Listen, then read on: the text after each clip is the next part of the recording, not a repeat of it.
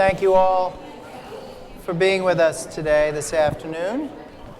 I'm Steve Morrison. I'm a Senior Vice President here at CSIS, Director of Global Health Policy Center work, and we're delighted to be able to host today this half-day conference, Innovations to Improve Vaccine Equity. A special thanks to several of my colleagues who worked really hard to pull this together over the last several months. Catherine Streifel, Michaela Simoneau, Nellie Bristol, and others who've contributed, Samantha Stroman, Claire Felton, and others.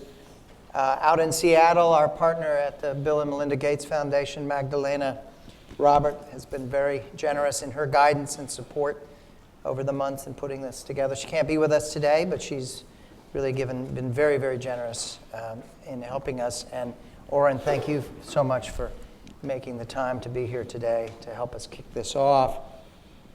This is an opportunity, an important opportunity, a very timely one, I believe, for us to step back and pause and take account of where things stand in the world of immunization and what sort of rethinking may be warranted now as 2020 approaches, as a decade of vaccine approaches its conclusion, as many different key institutions approach a decision point in their funding and in the redefinition of their strategies. There's already a lot of active reassessment underway at Gates Foundation itself, at Gavi, WHO, CDC, private sector, all of the actors that contribute, including USAID, NIH, groups like PATH, John Snow, UNICEF, Sabin, IHME. And we're very fortunate and very grateful that all of those institutions that I just named are in fact represented on our panels today. And I think that's testimony to the diligence that the organizers, that Catherine, Nellie, Michaela brought to this task, and to the commitments that all of those organizations have in this complex ecology where all of them play such important roles. Many of the panelists came a long distance to be with us. I think Uganda being the longest distance. Thank you so much, Brian. Seattle may be a close second. We've come to appreciate in these last recent years how central immunizations are to every facet of health, whether we're talking global health security, whether we're talking about polio, whether we're talking maternal and child health. It's the backbone. It's sometimes, as we'll hear, I think, from Oren and others, we can take it for granted or it becomes somewhat hidden from view, even though it's so foundational. And it requires a kind of continuous renewal of commitment and renewal of attention to what is required for the performance and the vitality of that effort to continue. And we've become more and more conscious about the systemic features. This is much more than purchasing commodities and pushing them across a delivery site. And how difficult, we'll hear more today, about how difficult it is in so many different settings in order to reach those who are in most need but are the most difficult to access, and how variable across many different settings the performance has been, and that it's not always predictable in a sense as to why we have outstanding performances in certain places and very weak performances in others. We face new challenges politically. We've got a continued and resurgent, slightly resurgent in this country, anti-vaxxer movement. We have the emergence of populist nationalist governments here in London, across Europe, in Brazil now. That's a challenge that brings with it a more inward look, a skepticism around alliances and partnerships, certain skepticism of health, public health, science.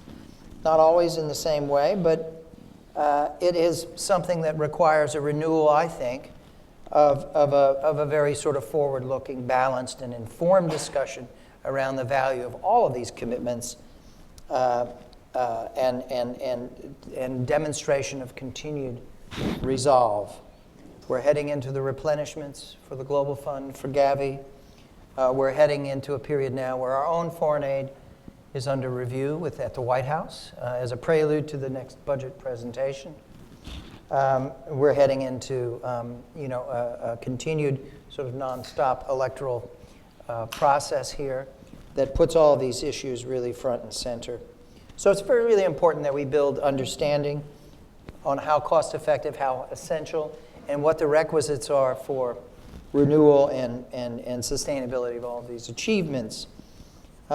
This conversation here today is going to be with Oren Levine, a longstanding friend, someone we've admired over many years. He's been, for now, 6 years, director of vaccine delivery at the Bill and Melinda Gates Foundation, which that does feel like that happened yesterday. He's been in that role, of course, on the board of Gavi in that entire period, and he leads the foundation's efforts to accelerate the introduction of new vaccines and other technologies, improve routine immunization.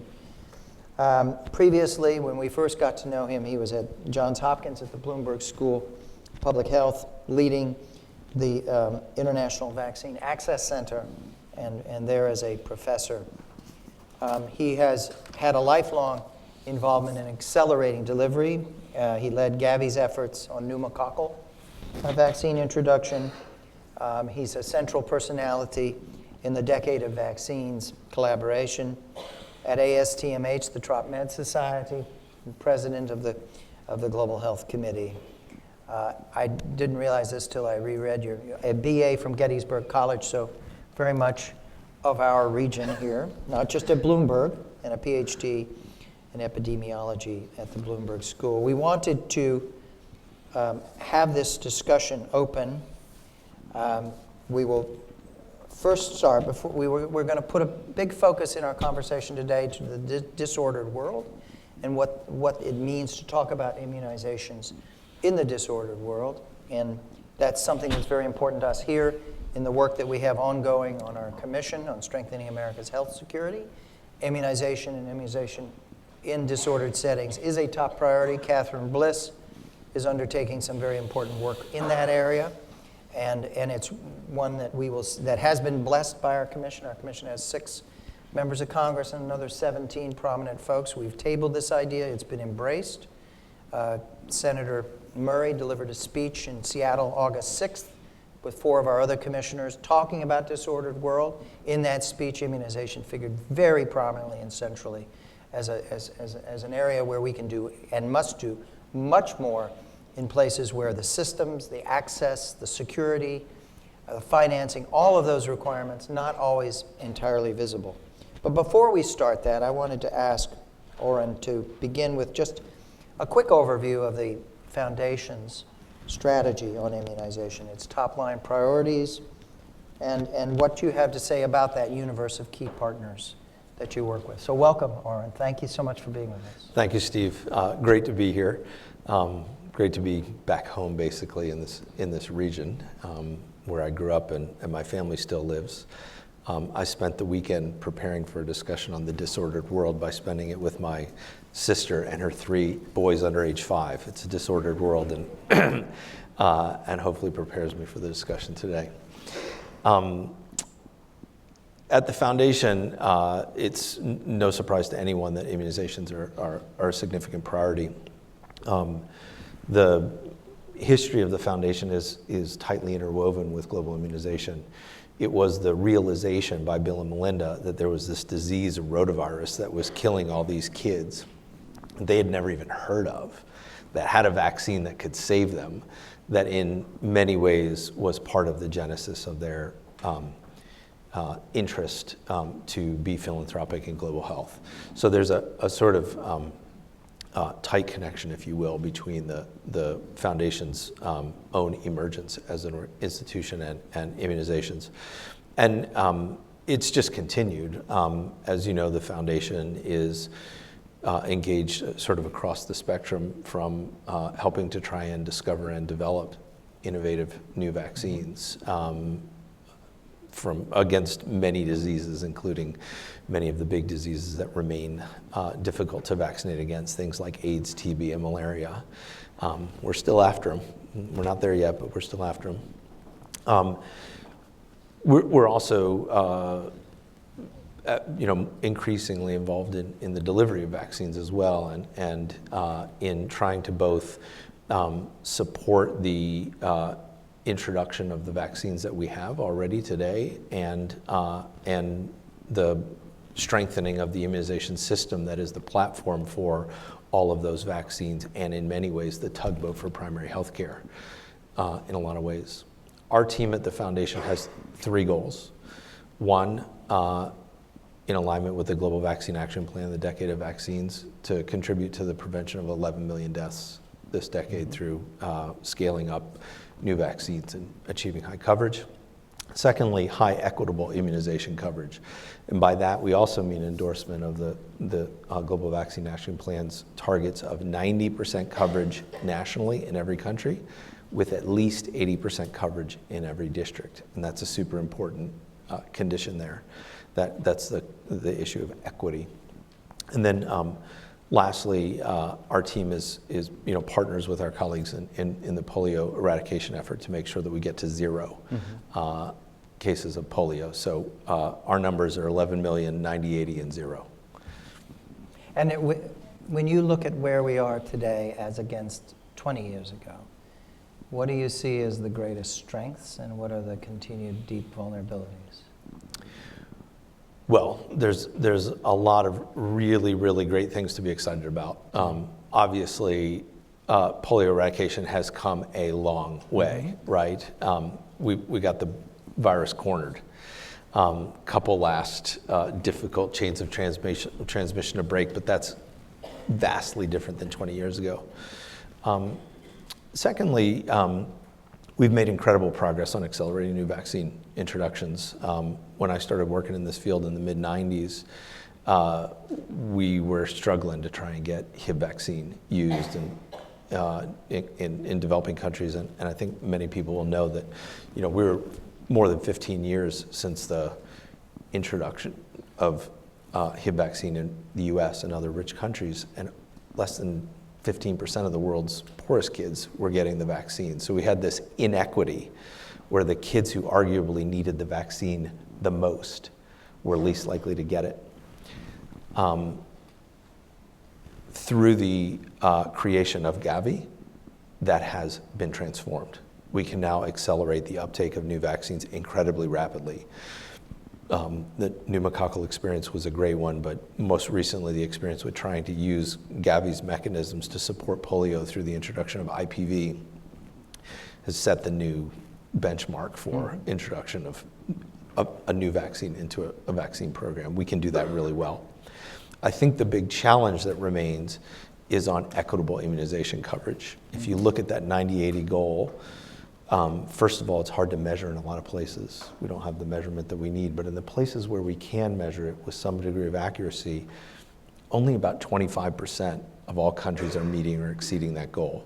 And they tend to fall down on the 80% everywhere.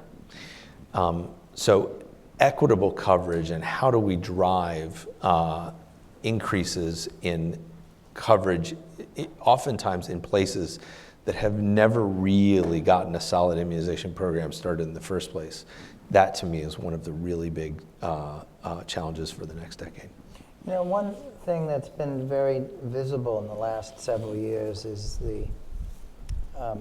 first of all, the rise of understanding of immunizations among policymakers and the like. When we had Senator McConnell, we were talking in the back, we had Senator McConnell here to kick off a conference on polio a short while ago. Now, he had personally experienced polio as a child, which was a deep and profound experience, and he spoke from that. But that was just the starting point. We're talking a much bigger picture around the commitment in Congress to these efforts. And it was part of, to my mind, a broader phenomenon where, just take Gavi. The bipartisan support for Gavi is exceptional. The level of support, the annual appropriations have gone from just a short while ago at 70 or 80 million, where we were under 10% as a global contributor, to now almost 300 million a year. And that has been without any debate, not without debate, but without objections. It's been something that's come forward as a bipartisan consensus statement of commitment. How do you explain that? How do you explain that phenomenon? It's occurred in a context of worsening budgetary pressures, greater political polarization, and yet it's been relatively free of controversy or fault lines. I think the case for Gavi is great, and I think it makes itself. I think Gavi delivers results. It's a great way to leverage domestic resources of the countries where we're working together with the U.S. contribution. So in this past 5-year period, I think it's $1 billion of domestic money that's going to be allocated to their own co-financing of immunization program. I'm looking at my colleague Adrian right now to make sure I get the number right, but I think it's close to $1 billion of domestic financing.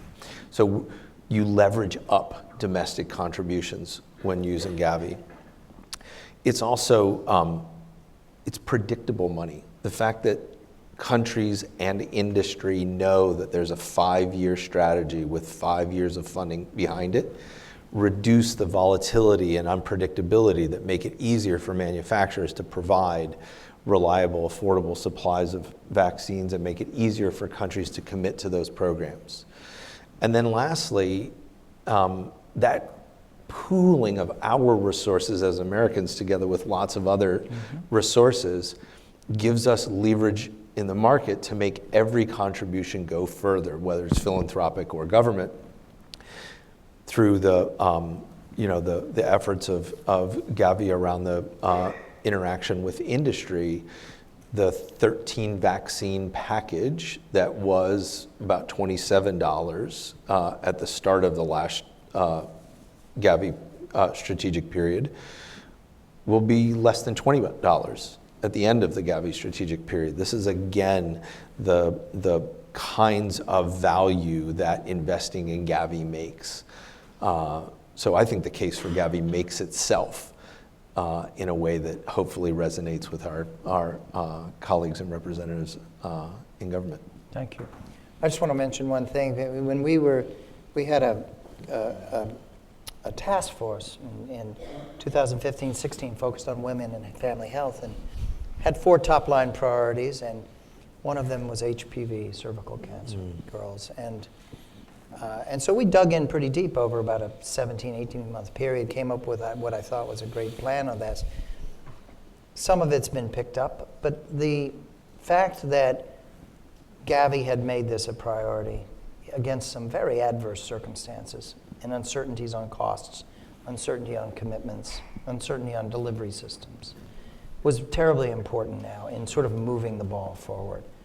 And the ability to shape the marketplace and the price and make this much more affordable. And that's, to my mind, eliminating the risk of cancer among adolescent girls is among the top line priorities that we should be pursuing. And it's become possible. So let's turn to the disordered world.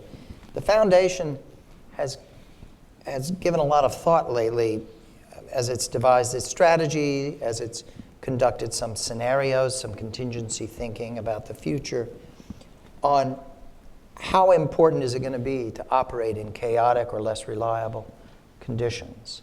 And what is it going to mean in trying to promote the accelerated use, over time sustained, of vaccines in such context. So why don't you start with why and how did this become a priority in the last several years? So thanks for that. After Gavi got embarked on its current strategic period, we set about internally to start thinking about what about the next strategic period. So we started in 2016 to split our brain between helping Gavi execute on its current strategic period, because as we said, delivering results is key, and then beginning to think about what's that next decade going to look like. And one of the things we did was to sort of look at what are the uncertainties that lay ahead, and what are the different combinations of those that might lay out. And when we started this, we looked at some of the political things that might happen or might not happen, et cetera. And the first conclusion we had is that we tend to walk into work with a more optimistic view than we actually believe in some ways. We can actually see less optimistic scenarios that can occur. And this was really important for us because we realized we weren't routinely planning for the less optimistic scenario. When we started to look at some of those, some of the patterns that emerged were this sort of breaking down of traditional alliances, this disordered world, some of the things that your opening remarks pointed to. So when you start to think about, well, in that environment, what does that mean for our work? What do we do differently? A couple of patterns emerged. One was we saw some scenarios in which the political alliances are disordered, but there's sort of unfettered growth in tech, right? That R&D is continuing to sort of yield new advances. And so it raises the question of, do you leverage some of that to come up with solutions that insulate you against the fragmentation or fracturing of the alliances that preceded it before? Are there opportunities for disintermediation? And that could be everything from like, is it possible to put a vaccine on a thermostable patch that anybody could deliver so that you don't have to be as dependent on a trained health worker to deliver a safe injection as it could? Or are there ways to capitalize on financial technology improvements to be able to deliver payments directly to healthcare workers or even families to try and get the immunization connection made? And I wouldn't say that we've necessarily shifted course entirely as a consequence of that, but it has provoked us to think differently about what our investments are, where we're making them, and what needs to happen next to be prepared for that disordered environment that we're probably increasingly going to be with for a while. In talking with the chief of staff at Gavi a short while ago, I was really struck by how much internally there had been a migration towards taking higher risk, diving into these uncertain environments, having a different risk formula for operating, different set of timelines, different expectations, different methods of financing, and that the board was accepting of this reality, at least on an experimental basis. But I think, as you've pointed out, it's still early days to know whether it's possible to get a whole lot done in a Yemen or a South Sudan or a Venezuela. So say a bit more about that. What you've been involved with the foundation's own work in northern Nigeria now for 5 or 6 years, which is very much in this same lane, right? Yeah. So I would say that we would approach this with an abundance of humility, that these are really difficult environments, and it's probably not a one solution fits all kind of place, but probably the place where we have the deepest involvement as a foundation. And obviously, as a contributor to Gavi, Gavi has experience in a lot of different places. As a contributor to GPI, the Global Polio Eradication Initiative, they have experience in a lot of places. But I would say for us, as a foundation in routine immunization, our deepest experiences in northern Nigeria. And there we have 6 states that we've done memorandums of understanding with the state government, a Nigerian foundation headed by Aliko Dangote, who's a Nigerian philanthropist, and we've been joined in different states by USAID and some others.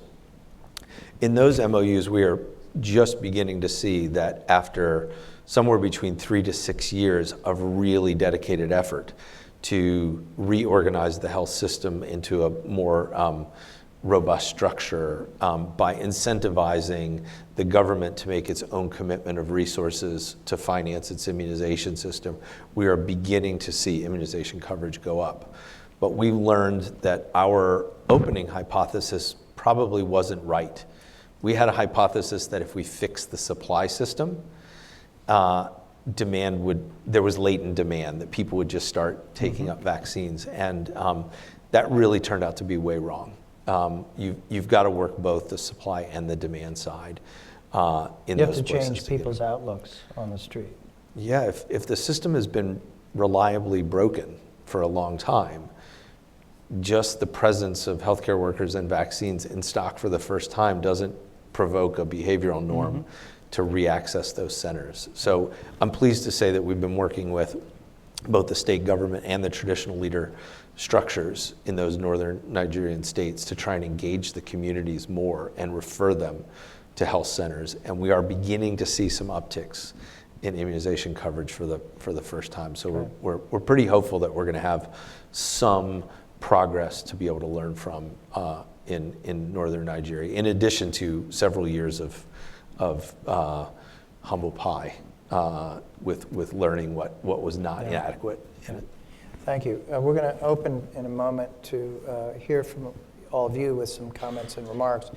Before that, I wanted to ask you, part of our commission's effort, part of the work that Catherine's going to be leading in the immunization area is to ask ourselves, okay, 5 years out, 10 years out, what are the capacities that we're going to need? Assuming that the disordered world, 70 million refugees and IDPs, 24 states in some form of war, lots of fragility. Assuming that basic reality is not going to abate much and is going to continue to be with us, and that a very large proportion of the immunization need is the populations in those settings.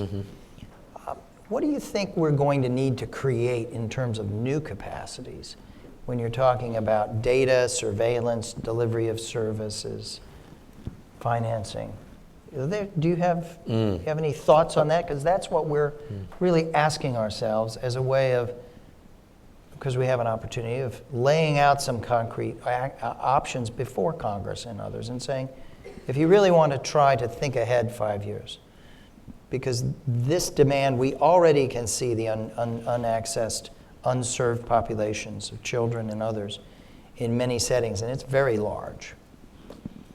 Well, I was going to start by saying we need a big serving of patience, humility, long-term commitment, and risk tolerance. And I think we do need those. Yeah. I think we also,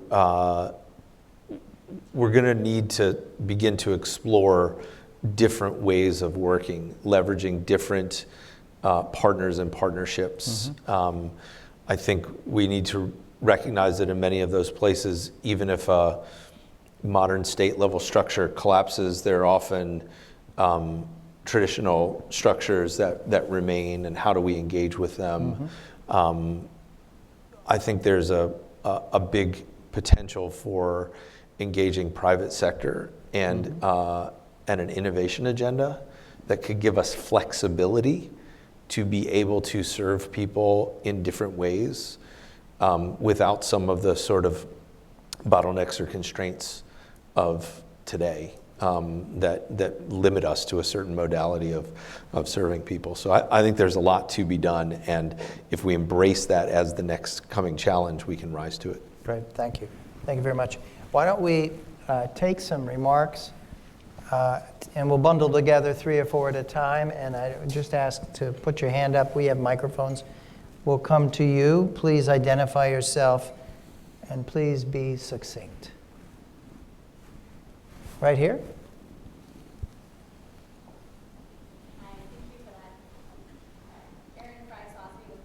We need to have the microphone working since we're taping this. Is this on now? Yes, okay, great. Hi, Erin Fry-Sosny with PATH. Thank you for this. So I'm curious if you can speak a little bit to polio transition as a huge, important area that's currently being addressed, I believe, later this week. And there's a meeting of future owners taking place today, tomorrow, okay. How the Gates Foundation is thinking about that, and particularly in the work that you lead. Thanks. Do we have any other comments or remarks? We have one over here.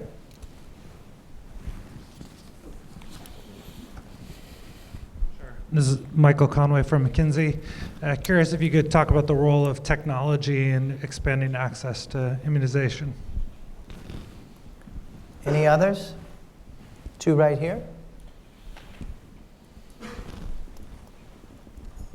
Hi, thanks for the sharing. I'm Ling Xing from Johns Hopkins University, and I'm an engineering major while minoring in international studies. I totally agree with you, to incorporate of the private sector, to strengths and everything. But one question is, when we engineers, usually innovate something very creative, and we're trying to implement, for the access, equal access in the developing countries, people are gonna freak out, come out like, okay, this is really our private data of our own country, and you cannot really carry out, or this is, like concerning the genes information, which is, kind of part of the national security stuff. So I wonder if private sector have a, better approach to, address the problem, or how, does a foundation or some organization usually deal with a situation like this? Thank you.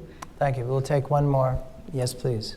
Hi, I'm Jasmine from Public Citizen, and you just mentioned private sector. So my question to you is, how do we get a public response with vaccine equity? How do we get more people to be involved in vaccine equity and not just the private sector and innovation and access to vaccines?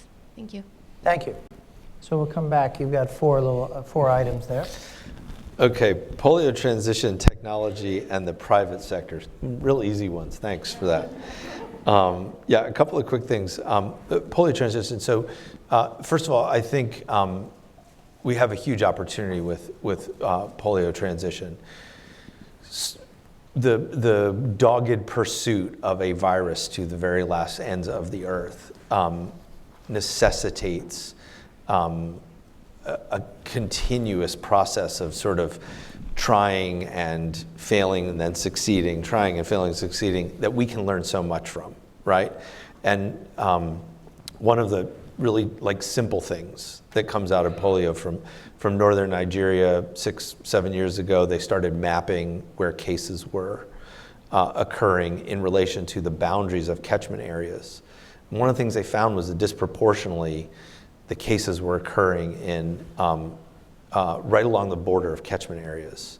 So it was a pretty simple explanation. In rudimentary mapping, I thought that village or hamlet was in Steve's district and catchment area, and Steve thought it was in mine, and neither of us bothered to visit there. So a simple practice of mapping those out and making sure that people visit the ones along the borders can disproportionately capture underserved communities and populations. That's a pretty simple, it sounds kind of conventional wisdom, but it's something proven out by success in polio that we can transition that kind of practice. In addition, there are going to be functions of surveillance and outbreak response and others that need to transition. And so in the foundation, we're committed, we're working closely with our polio team, which is kind of a sister team for us, on preparing for those kinds of transitions and accepting in the vaccine delivery and other teams in the foundation the different roles and responsibilities.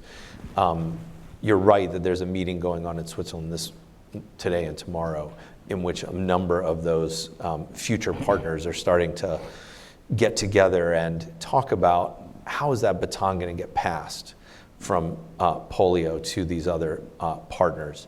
And stay tuned, because I think that this is a really important meeting and a really important time. Those transitions are one of the places in global health where often things have fallen down in the past. People who are ready to pass the baton are presenting it to people who aren't ready to receive it. And so trying to make sure that we get both sides linked up is a really important next step. And I'm sure we'll hear from our colleagues about their plans out of the meeting in Montreux. So Michael, you asked about technology in improving access. I'm looking at how much time we have. I think there's a ton that technology can do. I would like to make sure that we're clear, though, that I think innovation has a role to play in expanding access to vaccines, and that innovation is not just the tools, it's also the innovations and practices like we've talked about, policies and other ways. In terms of tools, there are a couple things that I'm pretty super excited about. One is incredible advances in cold chain equipment.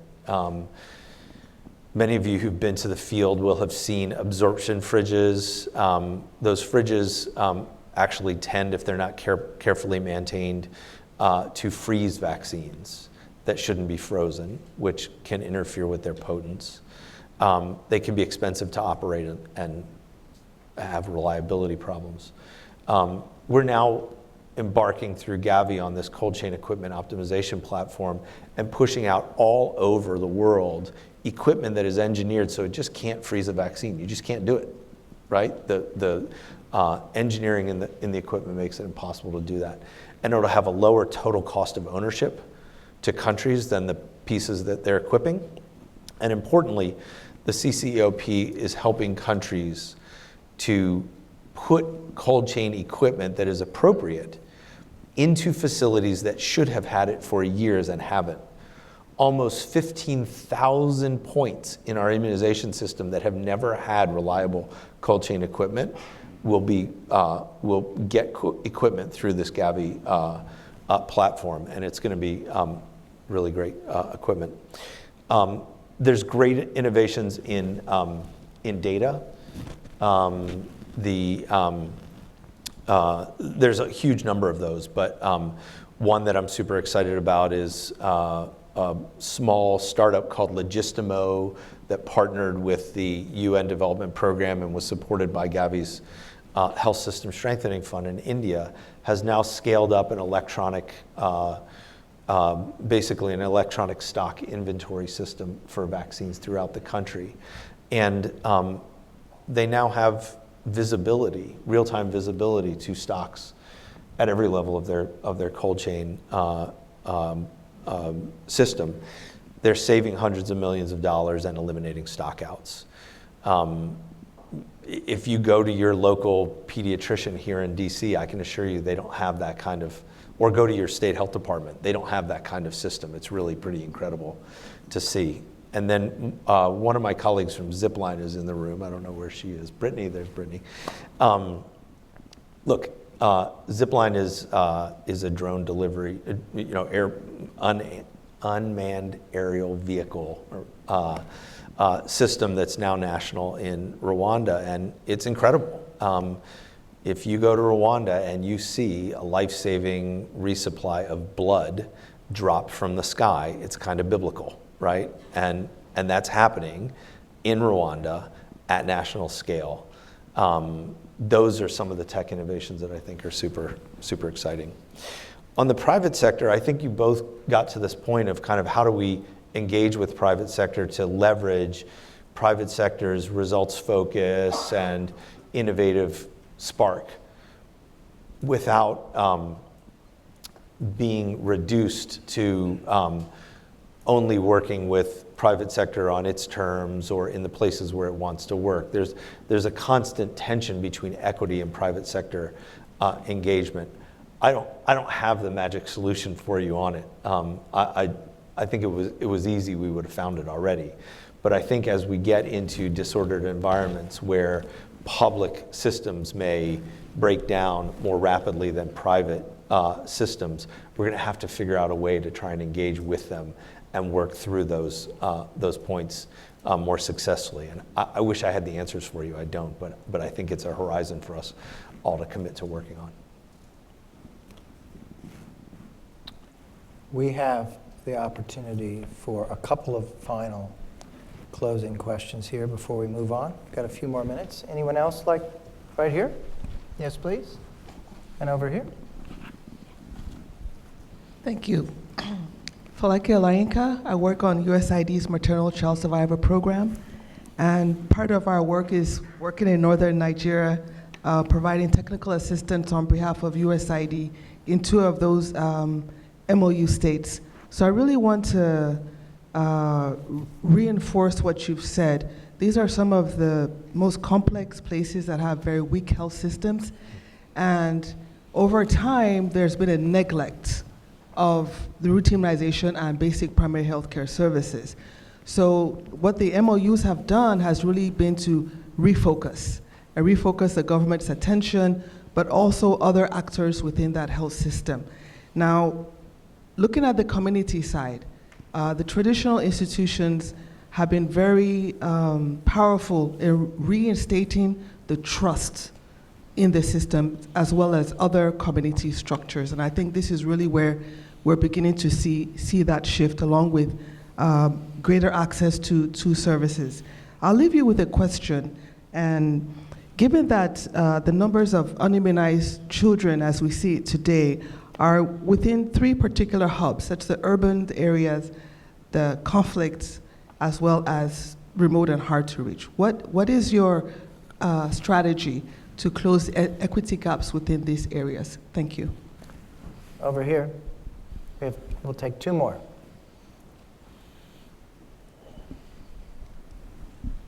Hi, I'm Chris Magana, a student with the Global Health Program at UC San Diego. You mentioned the disordered world, and one aspect of that is this increasing great power competition between the US and China. Just last week, CSIS hosted an event on the future of foreign assistance in this new geopolitical environment. So my question is, what do you think the impact of this changing dynamic between the US and China will be on the future of vaccination delivery programs? Thank you. And one last question. Great, thanks. Ashley Latimer with PATH. We've heard a lot about innovation. We've heard a lot about Gavi, and I'm also wondering a bit of the role you see the Global Financing Facility playing as an innovative financing mechanism, particularly for countries as they transition out of Gavi eligibility. Great. Thanks for those questions. The first question was around inequities and focus on inequities that are driven by either conflict in urban environments or in rural remote. And I'm going to do the easiest thing I can do, which is punt a little bit, because the gentleman sitting next to you, Richard Duncan from UNICEF, is part of something called the Equity Reference Group, which we're co-convening with UNICEF. And the Equity Reference Group's work is primarily on working to increasingly describe the inequities that occur and then to identify proven or promising interventions that can be used to address those inequities. So I'm going to let Richard, who's going to be a panelist later, say more on that. The US-China dynamic. On this one, I'm going to say I'm just a simple country epidemiologist, and asking me about U.S.-China relations is not the best thing. I would defer to my colleagues from CSIS who think more about that. But I think outside of the specifics of U.S.-China relations, which I'm not qualified really to tell you much about, I do think that one of the things that's on the horizon is an opportunity as we come up to the 0 years, right? Whenever you have a 0 birthday, you always sort of reminisce or celebrate a little bit more. And when we get to the next decade, it's going to give us an opportunity to re-examine what does our partnership look like? And does that partnership need to evolve to take into account the larger context in which the partnership is situated? And I think one of the aspects of the Gavi partnership, for example, that'll be examined going forward is kind of how do we make room in a Gavi partnership for new players, right, who may want to be a big part of that, while maintaining the ones that have been, steadfast in getting us this far. So I would say stay tuned. I think that'll play out in a bunch of different ways that other people could probably more articulately describe with US and China. But I think in terms of global partnerships, you will see evolution in the years to come. And then the GFF, the Global Financing Facility at the World Bank is really a great opportunity for us, I think. It's a great opportunity for us to partner with the World Bank and leverage not only the GFF's investment case, which provides a kind of rigor to looking at financing and allocations and all those parts, but also leverages the bank's ability to engage ministries of finance into the dialogue around why health is an important component of where they put budgets, what kind of allocational decisions are important for sustaining the most impactful parts of their health system. And I think when we do that, I think things like immunization, maternal health, primary health care are just going to rise to the top. So I think there's a lot of reasons to support the GFF. And I think there's a lot of reasons for immunization to be supportive of the GFF, because I think the kind of context and dialogues that it provokes are just going to be good for all of us, including the immunization community. Thank you. On the China question,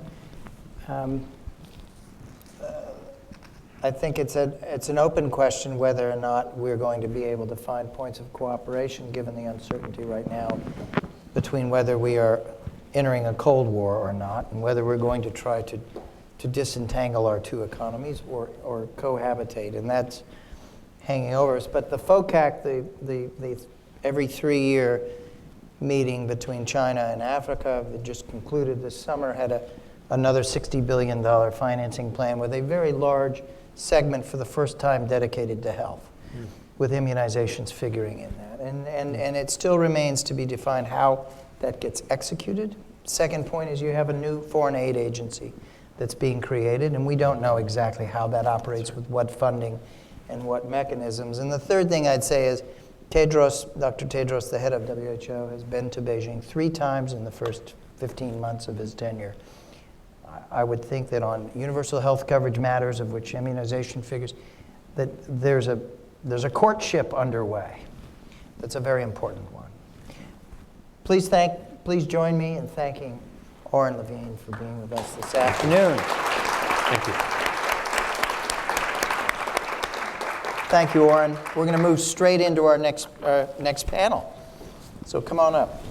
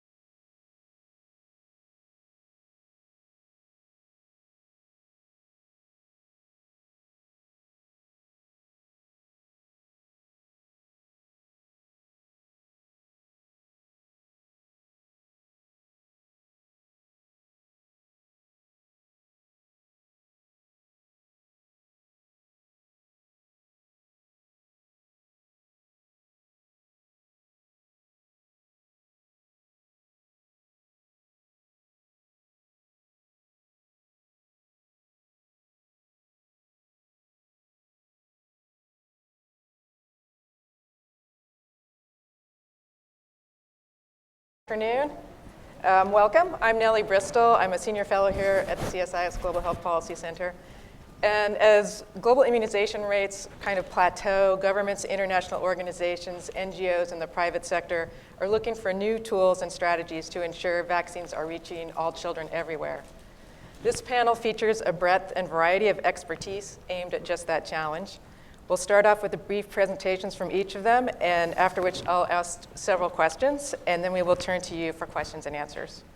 First, we'll hear from John Moser. He's a clinical fellow at the Institute for Health Metrics and Evaluation in Seattle. John oversees the vaccine coverage and vaccine preventable disease team at IHME, and will discuss innovative data collection and mapping techniques he and his team are working on. Next, we have Laura Shimp. Laura is Senior Immunization Technical Officer and Technical Lead for John Snow. She has worked at a range of international development organizations on immunization service delivery and equity, among other issues, in a number of African countries, India, Nepal, the Central Asia Republics, and Ukraine. Laura will be followed by Brian Atuare. How do I say it? Close enough. Atuhare. Okay. Technical lead for immunization and advocacy for PATH Uganda. Brian has a deep technical knowledge of health and immunization system strengthening, supply chain, and new vaccine introduction that he developed supporting the work of PATH, WHO, and World Vision in Africa.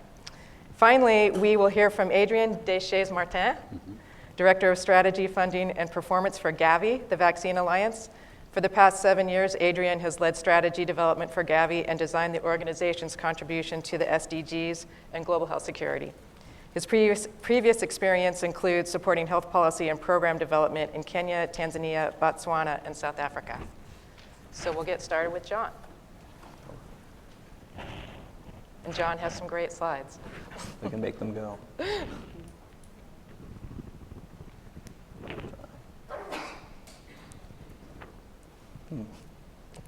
Okay.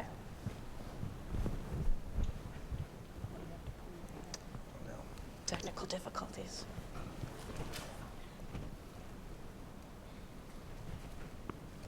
Thank you. The blue light is now on. All right.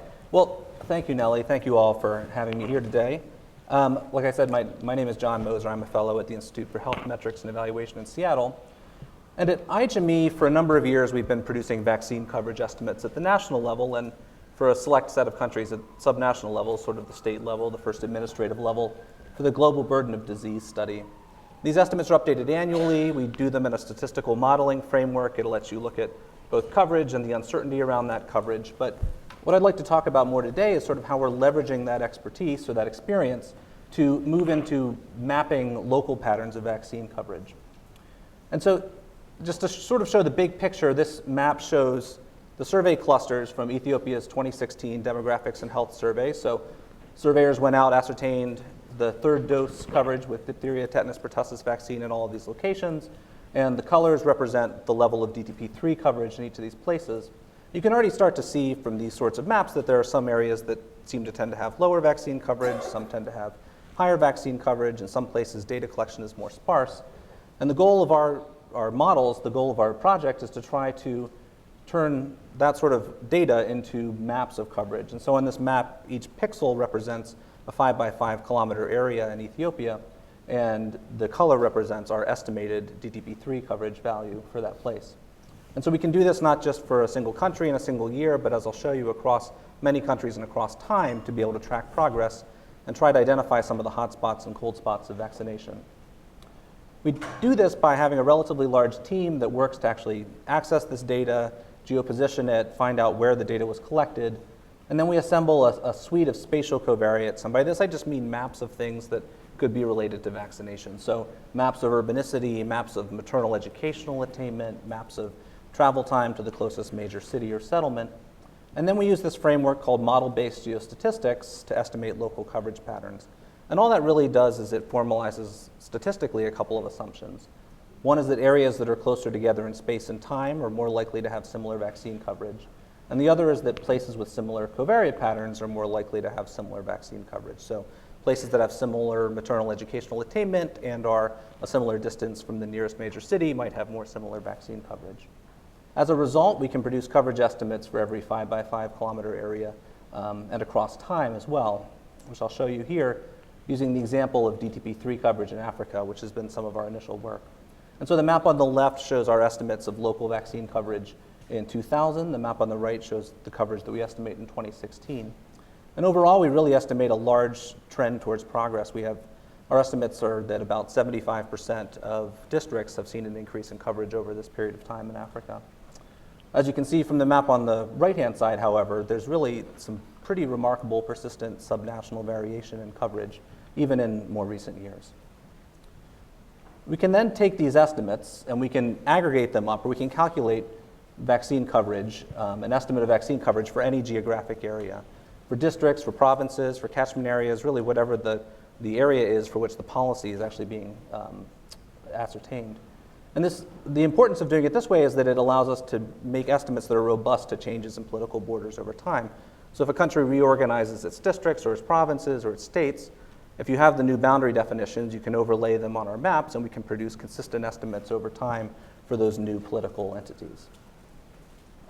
And that then allows us to track subnational progress over time in a consistent framework. And so on the left in red, I've highlighted areas that have had persistent coverage less than 25% in both 2000 and 2016, according to our estimates. And in orange, places that had coverage of less than 50% in both of those years. So these are areas that have been sort of stuck, areas that have had, according to our estimates, persistently low DTP3 coverage. On the right-hand side, Oren mentioned a little bit the Global Vaccine Action Plan targets, the target of 80% coverage in every district within a country. And so one of the nice things about our ability to produce these estimates in a statistical framework is that we can look at the probabilities of meeting those targets. So the map on the right-hand side shows, according to our estimates, what the probability is that each second administrative unit has met that target in 2016. Areas in red have a low probability, areas in blue have a high probability. What you can see is that there are some countries where universally it seems like every district has a very low probability of having met that threshold. In some, every district seems to have a very high probability. And in others, the progress has been more mixed. There are some areas with high probabilities, some areas with low probabilities. So we think that these estimates can be a tool to sort of start to measure some of these, the progress towards some of these global goals of geographic parity in a more statistically rigorous way than what's currently available.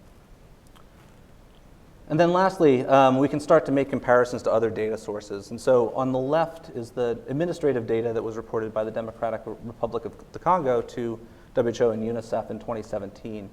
And in this map on the left-hand side, any area that's in purple had reported coverage that was greater than 100% for DTP3. So those coverage estimates are probably not plausible.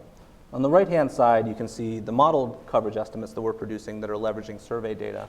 And so I think another use of these sort of modeled estimates is to be able to begin to triangulate the data that's coming out of surveys, the data that countries necessarily have to use to understand coverage within their own borders and start to understand the relative strengths and weaknesses of both. So this work is only possible through the support of the Gates Foundation. We have a large team at IHME, I've highlighted some of them here. And then lastly, I would just say that I've used some of as an example, I've used DTP3 coverage. We're in the process of expanding to more than 100 countries, a number of different vaccines with the foundation's support. So if you have any questions after this meeting, if you're interested in collaborating or if you'd like more details, don't hesitate to reach out to us. Great, thanks, John. And then we have Laura. Take the reins. Thanks. Thank you all for being here in person. Thanks to CSIS for putting the panel together, and to Nellie and those on the web link. In talking about vaccination coverage and equity, I like to always try to add a little bit of humor into things. Are familiar with, and 15 years ago we were overburdened with letters and happy to get an email. Now we can't keep up with our emails, and if we get a letter, it's a surprising thing. Similarly with vaccination, it's been hard to keep up. There have been a lot of innovations in the last 15 years. Oren mentioned several of them. Everything from drones, possibility of delivery with drones, to better immunization data through electronic systems, et cetera. And one thing I wanted to mention were the idea of the 6 Cs that you see in this graphic. What we're finding, if we really want immunization program quality at country level, you really need to look and consider these 6 components. There has to be capacity in the system at all levels. Competence, we talk a lot about vaccination hesitancy, but really, are we providing the information and the tools and the resources to make sure that the immunization program is functional and that the populations being served have confidence in the system that's delivering it to them, as well as in the efficacy of the vaccines and the immunization program. And then, of course, the cost effectiveness. Are we considering communities? And are we really looking at the context, as Oren had mentioned, around everything from the rural and nomadic communities to urban immunization and the other factors that play into whether or not we are accessing the populations. So in terms of equity, I wanted to just look quickly at where we are among many of the antigens now that are in routine systems. And I wanted to highlight, Oren had mentioned Hib, which I think is interesting. When you look at originally the Hib uptake, one of the things that really helped Hib advance was the pentavalent vaccine. Getting hepatitis B and tetanus and diphtheria and pertussis and Hib all into one vaccine that made delivery easier. But what I wanted to highlight actually is one particular vaccine that we're struggling with right now, which is rotavirus vaccine. Rotavirus disease affects every country, including the United States. This is rotavirus season that we're going into in the United States. Yet that vaccine has been on a different trajectory for many of the challenges of the 6 Cs that I mentioned earlier. Is the vaccine cost effective for the countries? Do they prioritize it as a problem? Rotavirus is a diarrheal disease. And as we all know, there are many things that cause diarrhea. So prioritizing vaccination over other treatment and prevention and packaging it together is one of the challenges with coverage and equity. Beyond just vaccination, also are we doing other efforts like water and sanitation? Are we looking at other tools in our resource base for primary health care to address the issue? And I wanted to show this slide because you see here across several of the Gavi countries that have introduced rotavirus vaccine over the years, there are still several who have introduced in the last, who have had the vaccine in their system for at least the last 4 or 5 years that still are not achieving the 90 or even 80% threshold that we're talking about. And many of the reasons behind that are because of the problems they have with equity, that they're not reaching all of their populations, be it with rotavirus vaccine or any vaccine in the system, because of the different challenges with delivery that we've seen. However, it's important to note on the other end of this with India and Pakistan, they are actually incorporating efforts right now to roll out nationwide in their country. And 2 new rotavirus vaccines just recently were pre-qualified in this last year in the Indian market, but also now for international distribution, which is also affecting the market shaping for the introduction of that vaccine. So what are some of the challenges that we face? I like this graphic because we talk about equality, where everyone can be on the same level, but of course the lowest resources can't see. We have equity, where we actually can get everyone at the same level, but then we have the reality, where the resources often go to those who have the most advantages. And many of the efforts now are really trying to look at 3 distinctive population bases. The fragile, what are we doing to actually address these issues? And I put a few web links on here that one can explore later. The Advancing Partners and Communities is really looking at equity and in these fragile communities, including the recent Ebola efforts that were made in the West Africa countries and now with DR Congo. A lot of efforts now around looking at urban immunization and the challenges with those specific communities that go beyond the vaccination program. There are a lot of other social and economic barriers and inequities that result in urban challenges in accessing those populations, as well as what we know from the rural remote poor. And Gates Foundation has funded a UIFHS, Universal Immunization Program for Ethiopia, which is really trying to address those populations that are nomadic and the hardest to reach. So some of the tools that we have in our arsenal are the missed opportunity for vaccination tools that have come out, which have really looked at analyzing those causes. What's behind those estimated 32% of missed opportunities? And several other tools and documents that have been used, from Reaching Every District methodologies in the Africa region to the Tailoring Immunization Program Guide, and tools that have been used in the WHO European region to address hesitant and confident challenges, as well as the tools and analytics from Gavi that are helping to look at data quality and really helping to have data motivate how these populations are being addressed. So moving into 2020, we have the SDGs, we have the Global Vaccine Action Plan, but what are we really doing to tailor services along that idea of life course, with HPV now for adolescents, with meningitis A and other vaccines coming into the system for older populations? How do we really look at the supply chains, the experience of care, and the community-oriented approaches? Domestic and local resource allocations were mentioned. There's been a lot of work in Tanzania and other places around really trying to get that type of domestic buy-in and resource mobilization active. Universal health care, we're looking at those 3 packages, and equity. How do we tailor these approaches that we already have, like missed opportunity for vaccination, RED, total systems effectiveness, to look at client-centered and preventive health activities? So really, as we're moving forward, and I'm sure Adrienne and Brian will also speak to this, we really want everyone to be vaccinated, immunized, and protected. And that requires the systems to do it and the delivery to make it happen. Thanks. Thank you, Laura. Brian.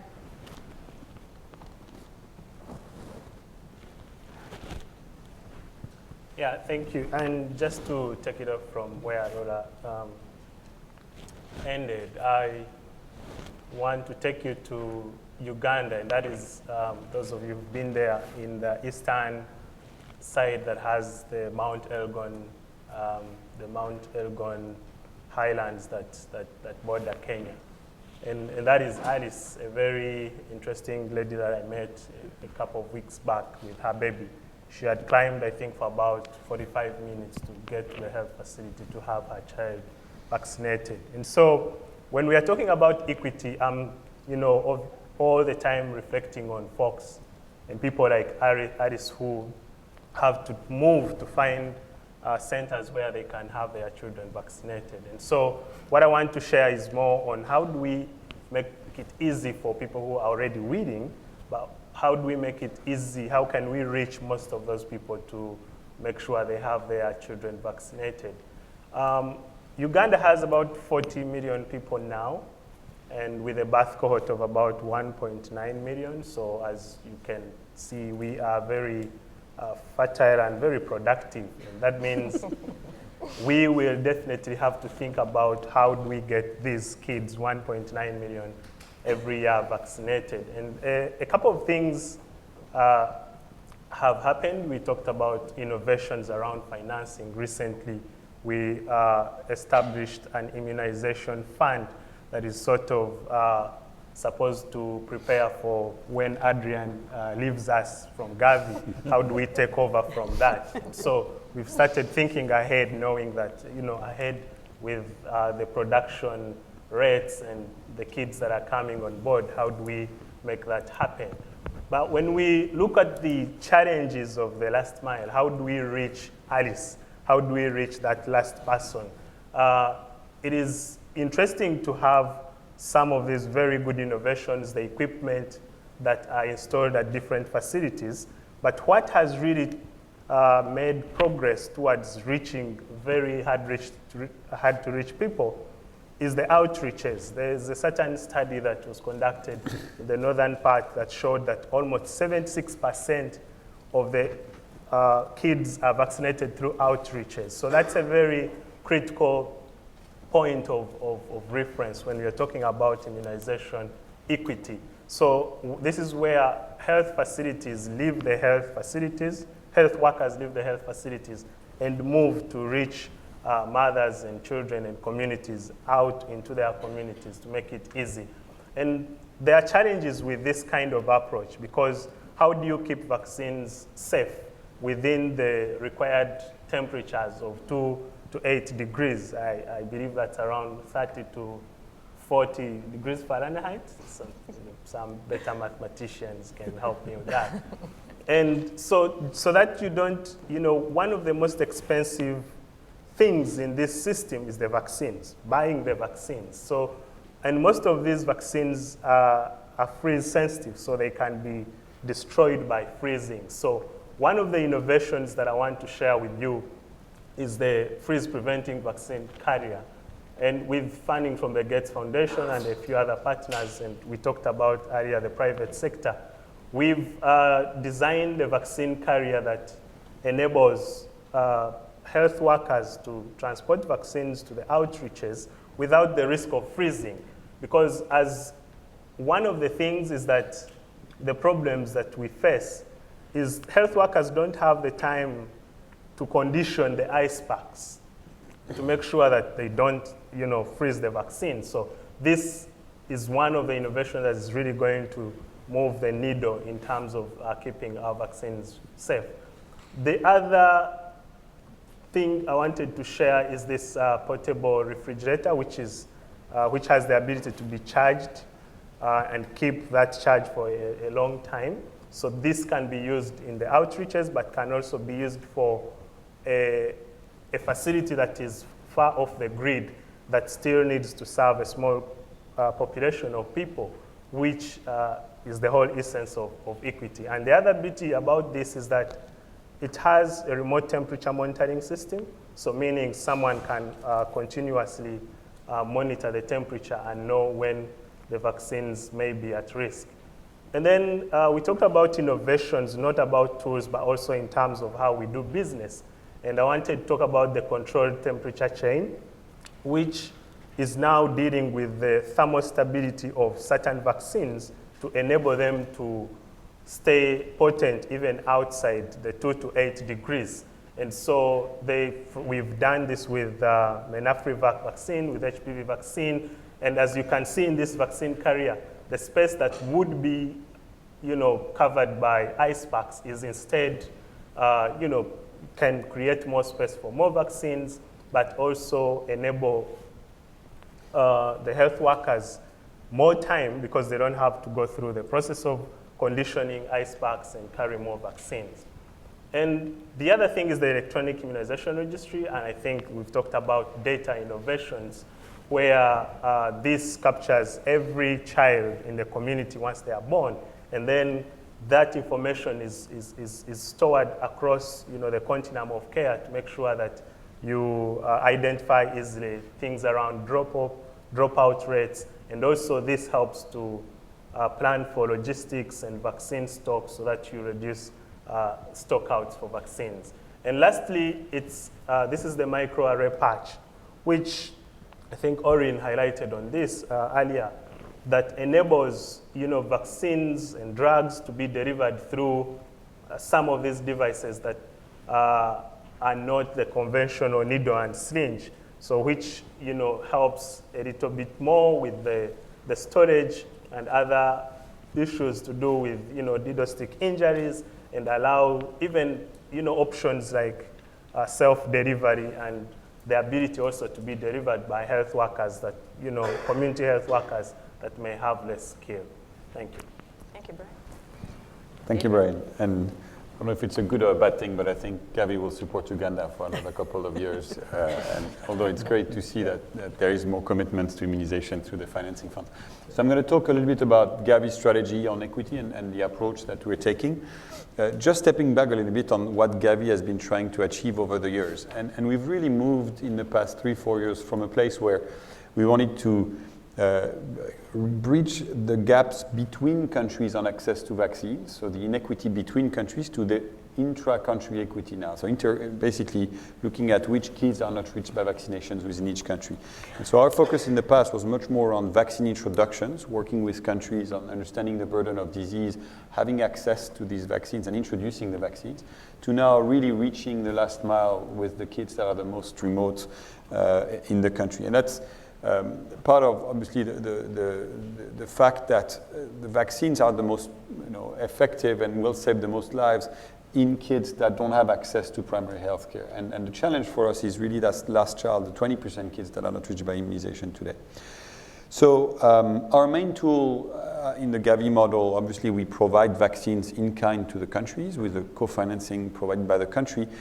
But the main tool to actually help countries improve coverage, equitable coverage in the country is our health system strengthening grants. And our challenge, and we've talked about that earlier, Orin has talked about it, is the fact that we work obviously with countries that have systemic challenges that are really, are much larger than what Gavi and immunization can do alone.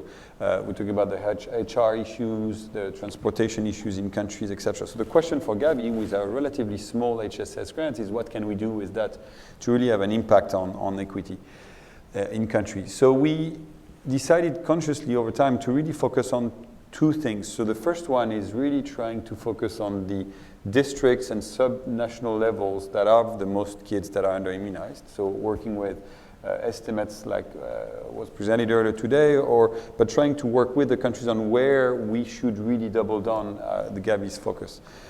As we do so, we have identified a set of strategic areas, as we call them, where we really invest, that we have identified as key bottlenecks for immunization. So we've talked about them earlier, but there is the obvious one of supply chain, making sure that there is the right equipment, the right data systems, the right logisticians, people that manage the supply chain. So really supporting the countries in doing that.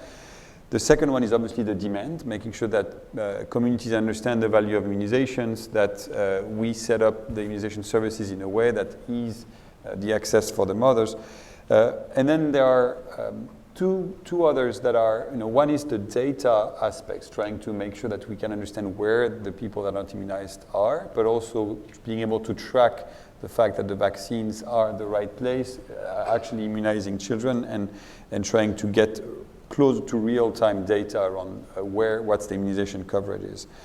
The last one I want to talk about, just as a strategic area where we invested, is what we call leadership, management, and coordination. And in fact, what we have realized over time is that we can bring a lot of technical solutions to the issue of low coverage, whether with new cold chain equipments, new systems to track where the under-immunized are.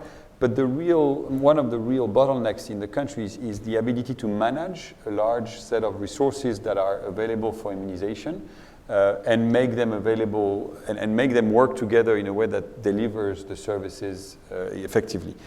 And when you look at the immunization programs in the countries supported by Gavi, there has definitely been an increase in resources available, number of vaccines under management, the number of, the support that was provided by Gavi, but the actual resourcing in the Ministry of Health has remained relatively constant. So we've set up a number of initiatives to try to help this management capacity in the countries.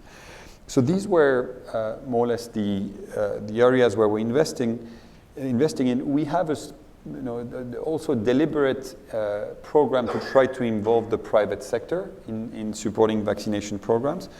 We run once a year this initiative called Infuse, which basically is a call for existing solutions that have been delivered at scale that are proven that could be supporting immunization on certain areas. So we had 2 of these initiatives in the past few years, one again on supply chain and the latest one on data, and that has brought some initiatives like we have now with NextLeaf, which is a system that allows to track the temperature in the cold chain of the country and flag when there is actually issues with vaccines freezing or not being at the right temperature. We have some partnerships now with Orange in Côte d'Ivoire to try to have SMS reminders for mothers to bring their kids. So we have a number of these private sector partnerships.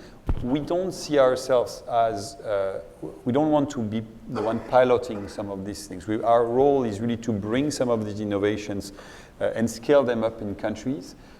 And to try to also be a bridge between the Ministry of Health, these innovators, and the donors, the donor community interested in funding that. And we actually work with GSI also in some countries to help do the translation between high-tech innovation and the reality of the Ministries of Health. The last thing I want to talk about when we think about innovation is innovative financing, and we have talked about it a little bit with the GFF, but we have these several tools that we have developed over time. The first one being IFIM, the innovative finance, the acronym now is escaping me, but it's basically an ability to raise on the financial markets, to raise a bond that will repay on the basis of our donor commitment over the next future years.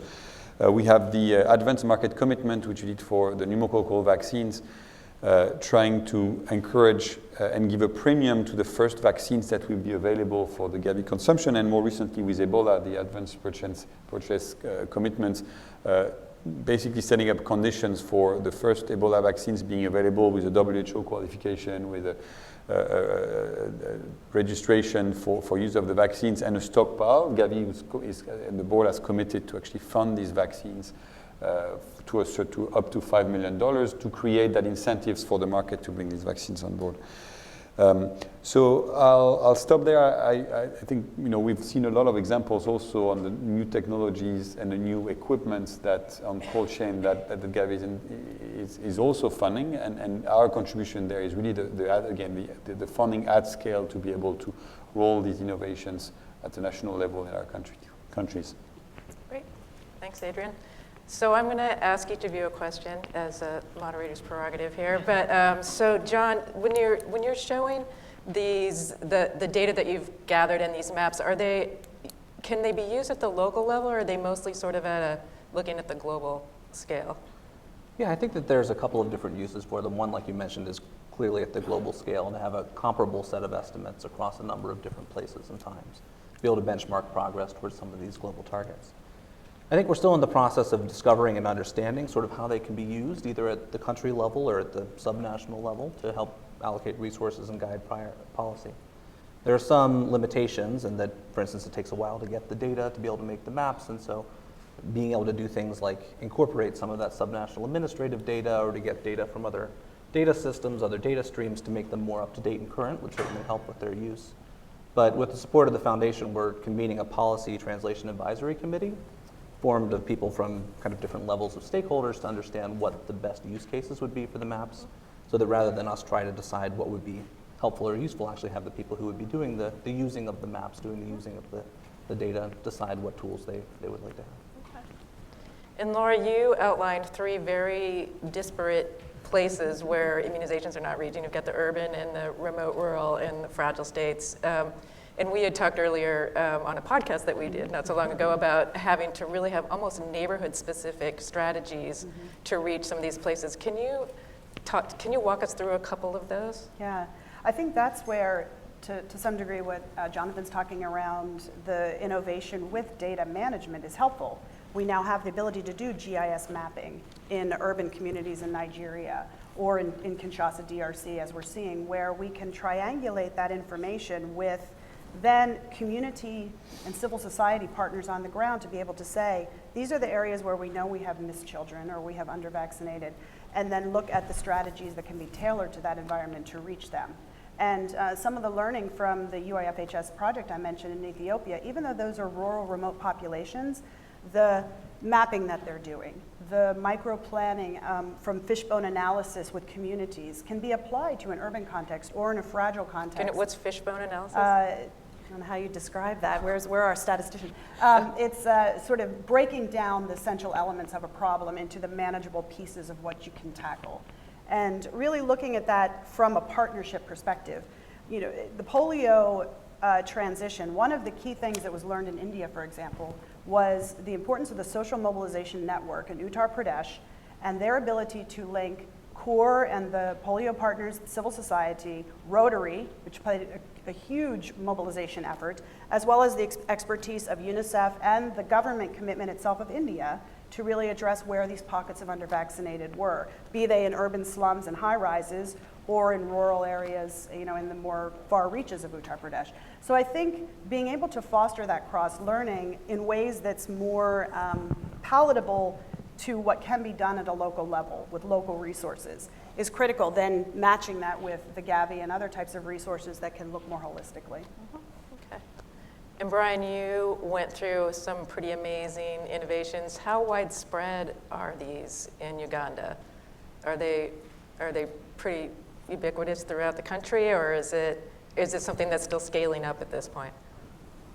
Thank you. I think one of the things that we've emphasized is that let's not do pilots just for the sake of pilots. So innovation is just to say, oh, this looks cool, and then that it dies there. And I think one of the things that I appreciate from Gavi is that through their Infuse program, for example, they are really focusing on how can this solve an existing problem. And so when you're looking at inequities, you cannot, it's very unlikely that you will have one technology or one innovation that addresses every problem in the country, because you will find some are highland communities, there are others which are islands, did I say highlands in the mountains, and islands in the water. And so you will find that for equity specifically, you will need innovations that address the specific issue that you have identified. Right. I mean, Rhoda talked about the urban poor. In Kampala, we had the rich poor, the urban rich, who have very long walls, and the health workers are scared of getting into those homes. And so the approach that you may use for inequities in the urban area would have to be different for the urban poor and the urban rich. And so these technologies, like you saw that I highlighted, are very much crafted to very specific settings, because that is what equity is all about. Right. Yeah. Okay. And then Adrian, the issue of management, I've always sort of been fascinated by. And can you talk about some of the approaches Gavi's taking there? Yeah. So it's a strategy we've put in place in the past couple of years, trying to develop interventions that would support leadership and management in country, and do that in a way that would avoid taking people out of their job, in a classroom and a training in a more MBA style. So we wanted to avoid that. So we've developed a series of initiatives that we're funding. So the first one that's actually in partnership with the Aspen Institute is called the Aspen Management Partnership Initiative, which is basically placing someone from the private sector with a strong private sector background, but not an immunization specialist, helping, placing him or her for 1 or 2 years close to the EPI manager to help set up management processes in the team, look at specific management processes and skills in the team, and help them grow them over time. The idea being that that person would not really replace and own that process, but help facilitate the setup of these processes in the ministry. Another one we have set up is actually helping on the more short term, in 3-6 months, having some dedicated support to a Ministry of Health to set up performance management processes, where helping the ministry look at the data that's available and have regular reviews with the right level of leadership in the ministry, asking the right questions, etc. So playing a bit of a role of facilitation of these kind of reviews. We have a partnership with the University of Global Health Equity in Rwanda, as well as Yale University, to try to have also a leadership program over 1 year with a couple of weeks in a classroom, but then some mentorship and some kind of what we call breakthrough projects that they have to work on as part of their day job, where they get mentorship support, etc. from that program. So we have a set of support like this, knowing that there is no silver bullet. The issue is that you're not going to, if you train specific people with the turnover in some of these ministries, you want to really embed some processes and create a culture for the organization. And that's always a challenge, but that's the goal that we're trying to aim That's for. interesting. So now we can turn to questions and answers from you all. We have about, I don't know how long we have. We have some time. Anyway, so we can take 3 or 4 questions at a time. If you can identify yourself and be brief and wait for a microphone, that would be great. Right up in front here. Thank you so much. Hello, everyone. My name is Letu. I'm a medical student at Stellenbosch University in Cape Town, South Africa. And I'm currently doing an internship in global health with CGH next door. So thank you all for sharing. So my question is on sustainability in all the projects that have been put in place with regards to vaccinations.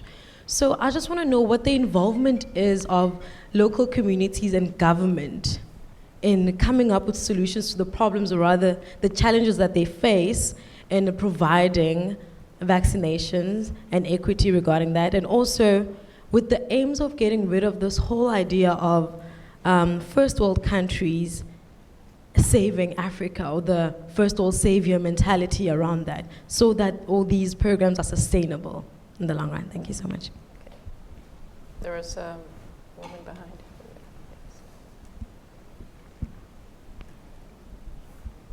Hi, I'm Emily Magurno with the International Health and Development Team at Guidehouse. Obviously, there are several stakeholders involved in vaccine administration and equity, many represented here and even more in local contexts. What, in your mind, are the top things we can do to improve stakeholder collaboration, knowledge sharing, and data sharing to help facilitate the optimal use of available resources and help ensure that efforts aren't being duplicated? Okay. Should we have another one? Well, we'll start with those two. So, sustainability. Hi. I'm sorry. Oh, sorry. Oh, go ahead. My name is Paige Schomburg. I'm also with the International Health and Development Team at Guidehouse Consulting. And my question is a little bit more specific, and it's probably for Laura. And it's regarding Merck's decision to pull out of their agreement to supply rotavirus vaccine, which is very pertinent to today's topic. And so my question is whether there is a supplier who is ready to fill that gap, and if not, what the effect will be, and how we can prevent this kind of situation moving forward. So Adrian, why don't you start with the sustainability question, then maybe Brian? So I'll start with the sustainability one. So in fact, there are several elements on that. The most basic one in the Gavi setup is the sustainability of the vaccine support. So we provide vaccines in kind, and we want to make sure that over time countries are actually picking up the cost of these vaccines, and that there's a whole mechanism based on the GNI of the country of how much countries are supposed to pay. And Oren was mentioning there's been really helping to increase the amount of domestic financing for immunization. And by the way, all these vaccines are supported upon the request of the governments to actually introduce them. But that's almost, in a way, the easy part, although that's where you have the volume of funding that is made available. I think the more difficult part is on the technologies that are being introduced. How do you ensure sustainability? And that's one of the things that we're trying to do as Gavi is when we see ourselves as broker for innovation, trying to actually develop a menu of support options for the countries based on what have been tested and in different settings. and work with the governments on what will be the most adapted to the local context. Now, I'm also saying that with humility. I know that it's also a challenge to make these innovations stick in different places, but there has been a number of things that have been rolled out at scale in different countries, and where the funding over time is incorporated into the health system, the broader health system cost for the country. I think on this issue around countries, saving Africa, etc., we're definitely trying to do several things. So one is the pairing up of countries on exchange of best practices, and I think that tackles a bit also the other question on sharing of the data. In a couple of countries, we have been able to pair up countries on that. For example, the most recent one was around between Timor-Leste and Sri Lanka, where the EPI team have actually been to each other in their respective countries, looking at what has been done, how they can improve, what are good ideas that they can use for their own countries. And the second thing is trying to use much more local institutions for technical assistance. And immunization, we are coming from a world where 10 years ago, the technical assistance was probably provided mostly by WHO and UNICEF. And now we probably have a wider set of partners providing it, and we are trying to move more and more to local partners. And the latest example we have is a Center for Disease Control in Zambia, which is now which Gavi is funding to provide technical assistance to the Ministry of Health in specific areas. So it's not, it's a long-term question, but that's one that we're working on. So that's the sustainability question, I guess. Brian, do you have some thought? I'm sorry, did you just the ROTA one? I'm yeah, not sure. Sure. So that's definitely something that's unfortunate. In fact, we're estimating that 500,000 kids that would have benefited from rotavirus in the Gavi countries will not because of that pullout. So we have two suppliers. So some of that so some of that lack of the vaccines will be able to be taken on by other suppliers, but it's definitely an issue. In fact, a lot of and Orin probably would be able to talk more about it, as part of the market shaping initiative that we're trying to do, we're trying to make sure that we're not only decreasing the prices of vaccines, but that we also increase the number of suppliers, and we try to maintain some kind of sustainability in the price that we're paying for that vaccines. Now they have been faced in some choices, and they made some of these allocations, which I guess is some of the things that we need to work on in our market shaping agenda. But that's definitely going to have an impact in terms of the number of kids that will be able to be reached by the ROTA program. Brian, did you have some thoughts on sustainability? I wanted to add something on the sustainability question. I think that's a very huge question that we probably can't exhaust in this room. But I think one of the key things that we have to appreciate is that for sustainability to happen is that receiving countries or governments have to take charge. And there's no way they can do that when they have policies that do not inform that kind of thinking. When I said that Uganda has, for example, started the process of thinking through, 20 years ahead, what is Gavi's withdrawal going to look like? That is the kind of thinking that we still need to, we have to instill within the countries that are receiving aid. So changing policies to slowly and incrementally increase domestic financing for immunization, because Uganda's immunization program, for example, has grown fourfold in the last 4 years, from about $17 million to close to 80 million right now, with 5 new vaccines in the last 5 years. We cannot keep up with that if, say, a donor withdrew right now. That would be such a huge, bummer to the country. And so we're saying, can we start thinking through policies? That's why we supported the Immunization Act that specifically thinks through how do we sustain the gains that we have received through immunization support, so that once this support is no longer there, the country can actually take over. That's a discussion that needs to happen. It needs time, and that's, I think, the right time is now. And secondly, in addition to policy, I think it's the issue of capacity. Capacity where there's skills transfer with this kind of support. how can we organize ourselves better to retain skills both to the government players but also to the private sector that is locally within the countries that are receiving support? How can we support local innovators, the private sector that can take over some of these things and eventually come up with innovations that address the needs of the community, of their people, but also get a lot of learning from the supporting entities.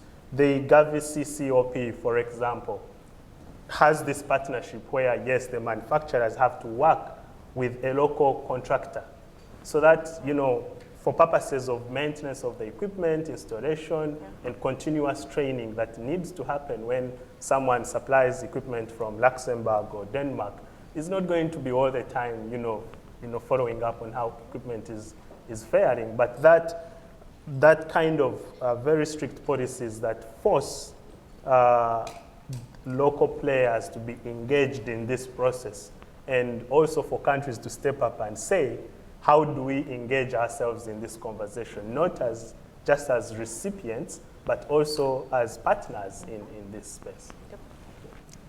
Laura?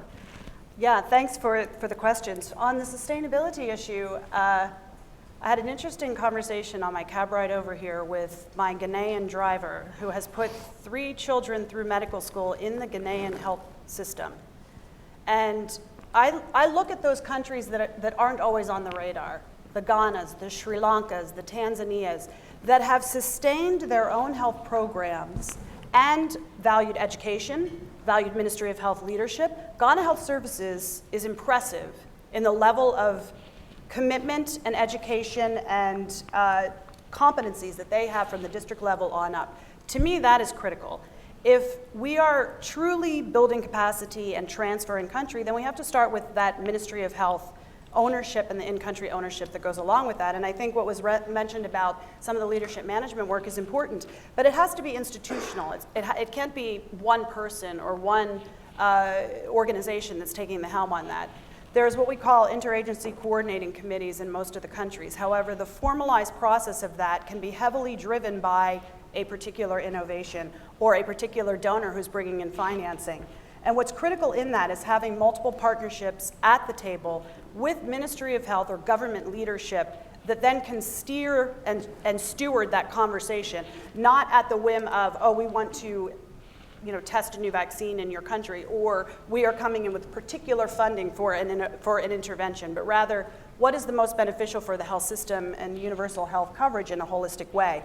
And I think that goes with the second question around stakeholder collaboration. I think it's critical that these ICCs really have multiple ownership. WHO, UNICEF, they are key partners at the table, but it has to involve civil society. It has to involve civil society organization representation, the Rotaries, the pediatric associations, and others who can help internalize what needs to be done in country, not just the donor communities. And on the rotavirus vaccine issue, I think Adrienne mentioned, which I think is important, the idea of it is basic economics, supply and demand. The more suppliers you have, ideally, the lower the cost goes, and we have a healthy market for these vaccines.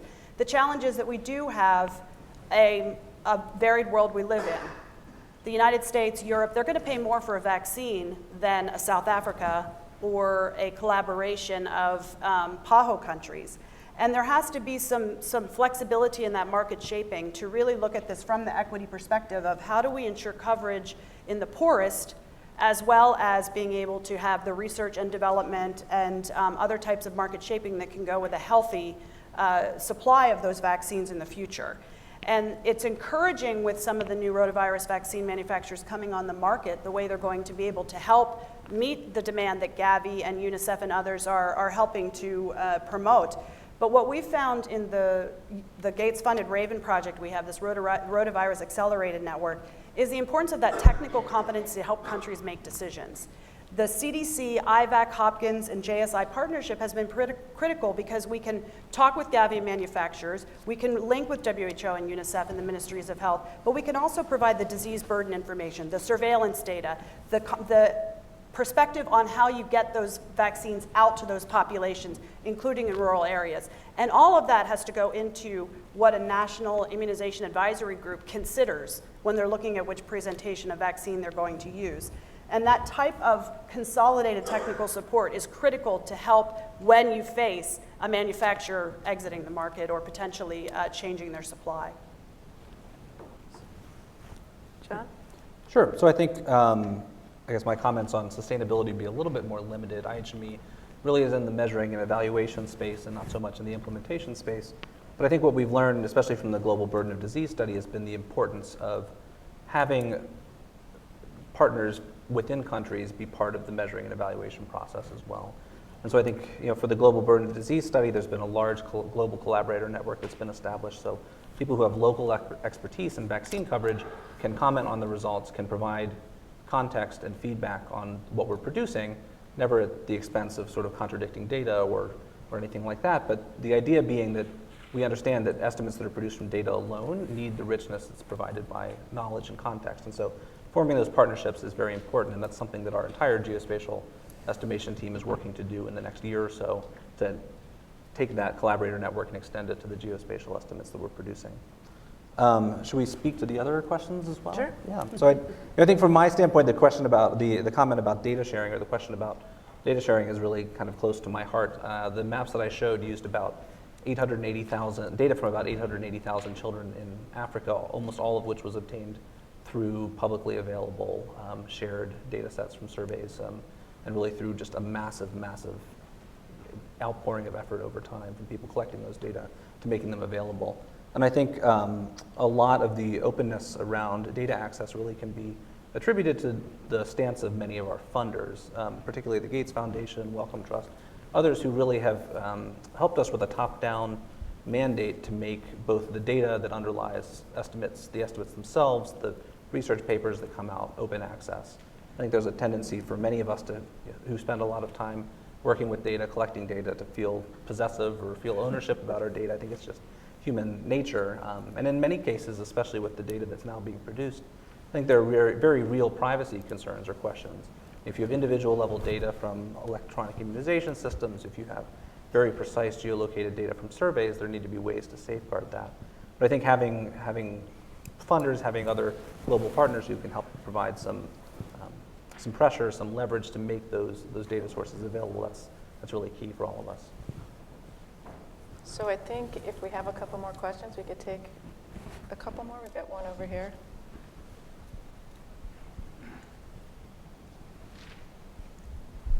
Thank you. I'm Sambe Duale. I'm with DAR Global Health. One of Laura's C was community. I haven't heard much about some of the innovation to get community to demand or to accept immunization, because I think this is one of the, I work in a district and we have a vaccine in health centers and the community was not accepting, they were not coming. So what are some of those innovations to get the community to demand or to accept immunization? Do we have one more? Aaron?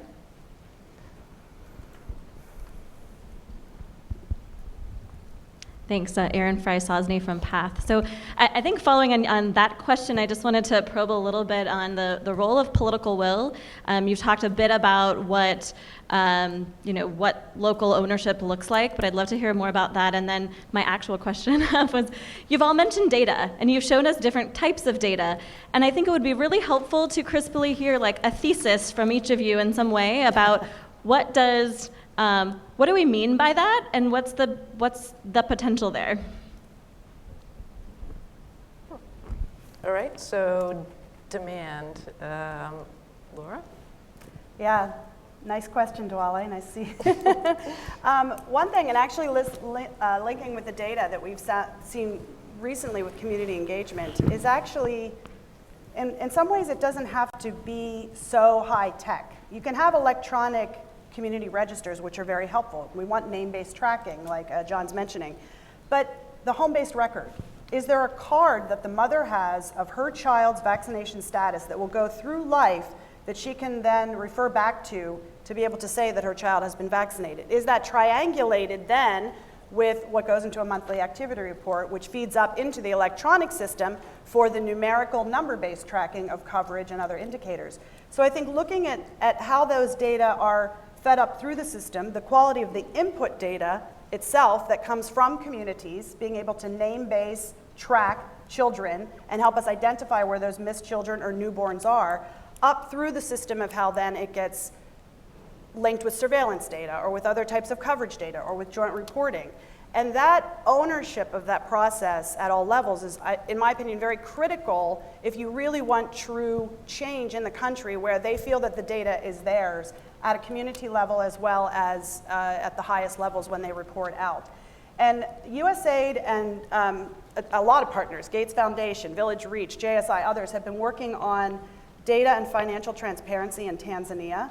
And one of the things when we looked at that, the vaccine information management system that's happening there, I went out to a health facility and governing council, and we were looking at some of the financial costing data. And this guy had been part of that health facility governing council for 15, 20 years. He said it was the first time he had seen feedback in his hands of how the local resources were being used for his vaccination program and outreach sites. To him, that was empowering, that now he said, if they want another 10,000 shillings for me, I know why they need it, and I can mobilize that more quickly.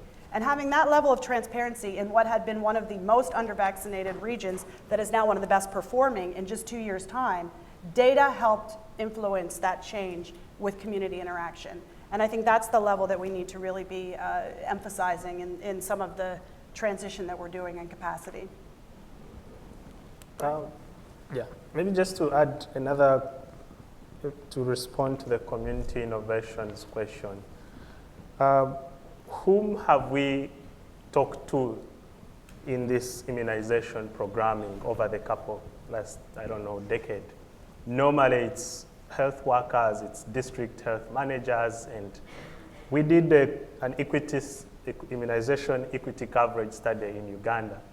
And we realized that there were some sects, religious sects, whose leaders would say, don't take up this immunization, don't take up this vaccine. And that's all they needed to say. And so we've started reprogramming the way we do immunization, we plan immunization. And we've also done a little bit of deliberate mapping to find out who really matters in the community and speaking to them as very key stakeholders, not just taking vaccines and talking to the health facility, but actually convening meetings with community leaders. So those kinds of innovations, I think, are very important to help communities understand immunization. We talked about confidence, the other C, that they trust these people, and once they get it, the community will get it. And then quickly, Erin, you said, what does data mean? I think data is, whom are you talking to? Like, what data do they need to know? What does a community leader need to know about immunization? They need to know my community will not get sick. The Minister of Finance will want to see over the years what is the cost effectiveness, what is the return on investment in this kind of thing. So I think it is data that speaks to the purpose, but also very importantly, it needs to be data that is reliable, that is accurate, that is not going to lead you into trouble. Adrian? So just, very briefly on the data front, we tend to see the data, because indeed you're right, we use the word data, what it means. So we see three things. One is the data on coverage and equity, and I think that's what you referred to, is trying to identify which kids have been vaccinated and being to track that over time. The second one is disease surveillance, which is also an indicator tracker of the impact of the actual program, and the third is on vaccine safety. Now, and on each, we are trying to work on the availability of the data, meaning the system and whether they're paper-based or electronic. The second one is the quality, having some kind of assessment of the quality of the data. And the third is the use. And in fact, that's the reason why I was talking about leadership and management. The use is a part that is really not easy to set up. That will actually have an impact on quality, because once people start to question the actual data, you will get some improvements. The main thing we have been trying to do also as we work on that space is to try to avoid having parallel systems for immunization data. So we've been working a lot on trying to make sure that, so as countries rolled out the HIS2 systems, trying to make sure there is an immunization module that's part of that to, again, avoid having some different parallel systems in there.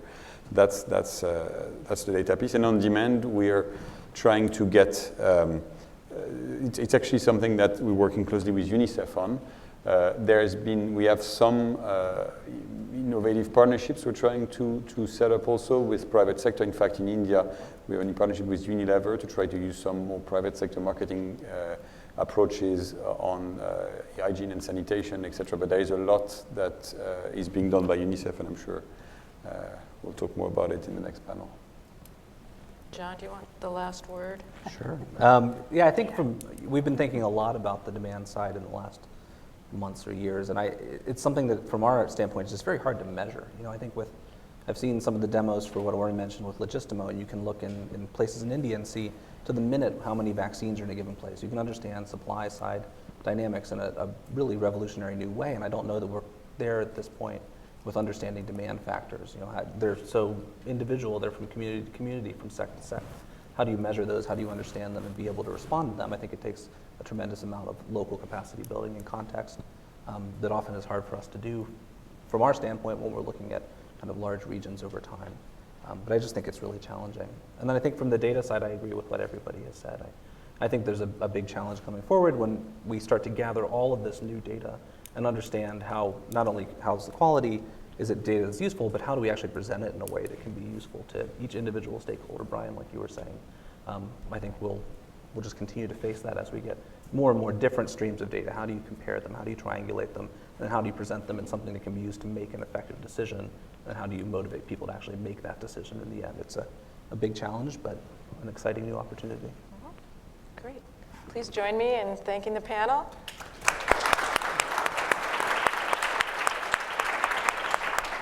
We're going to be taking a break for about 10 minutes, I think, and then we'll reconvene for the next panel. Thanks very much.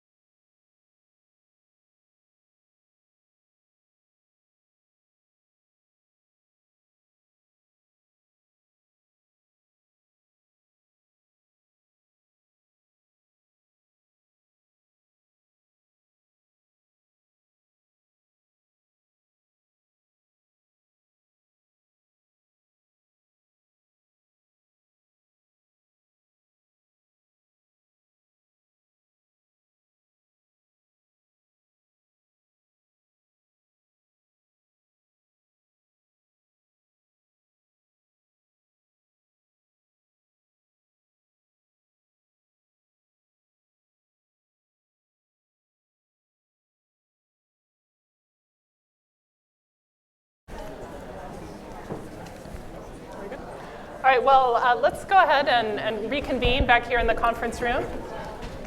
My name is Catherine Bliss, and I'm a non-resident senior associate here at the CSIS Global Health Policy Center.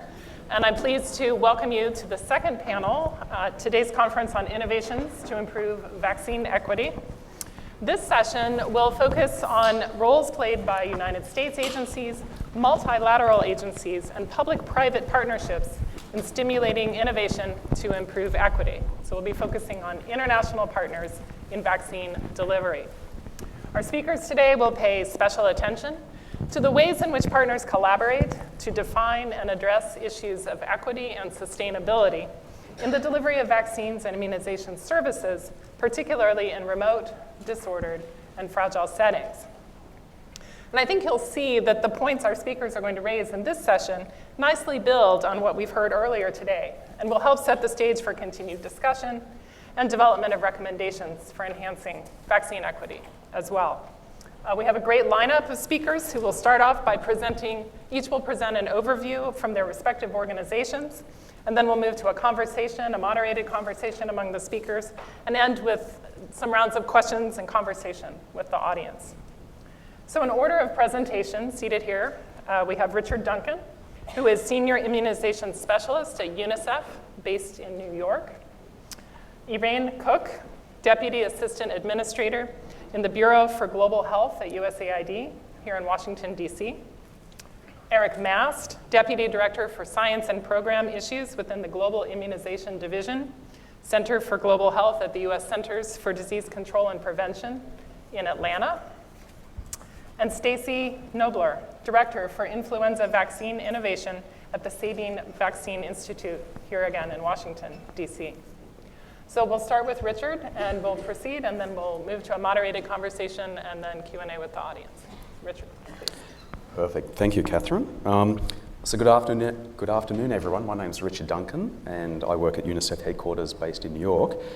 So today I'm going to give just a very brief overview how UNICEF supports improvements in immunisation equity, and particularly also in the context of how we work in partnerships with other agencies.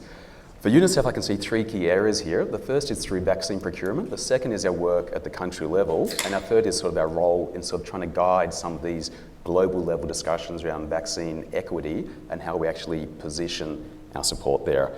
So firstly, turn into global vaccine procurement. UNICEF as an entity is the world's largest supplier or procurer of vaccines on a per dose scale.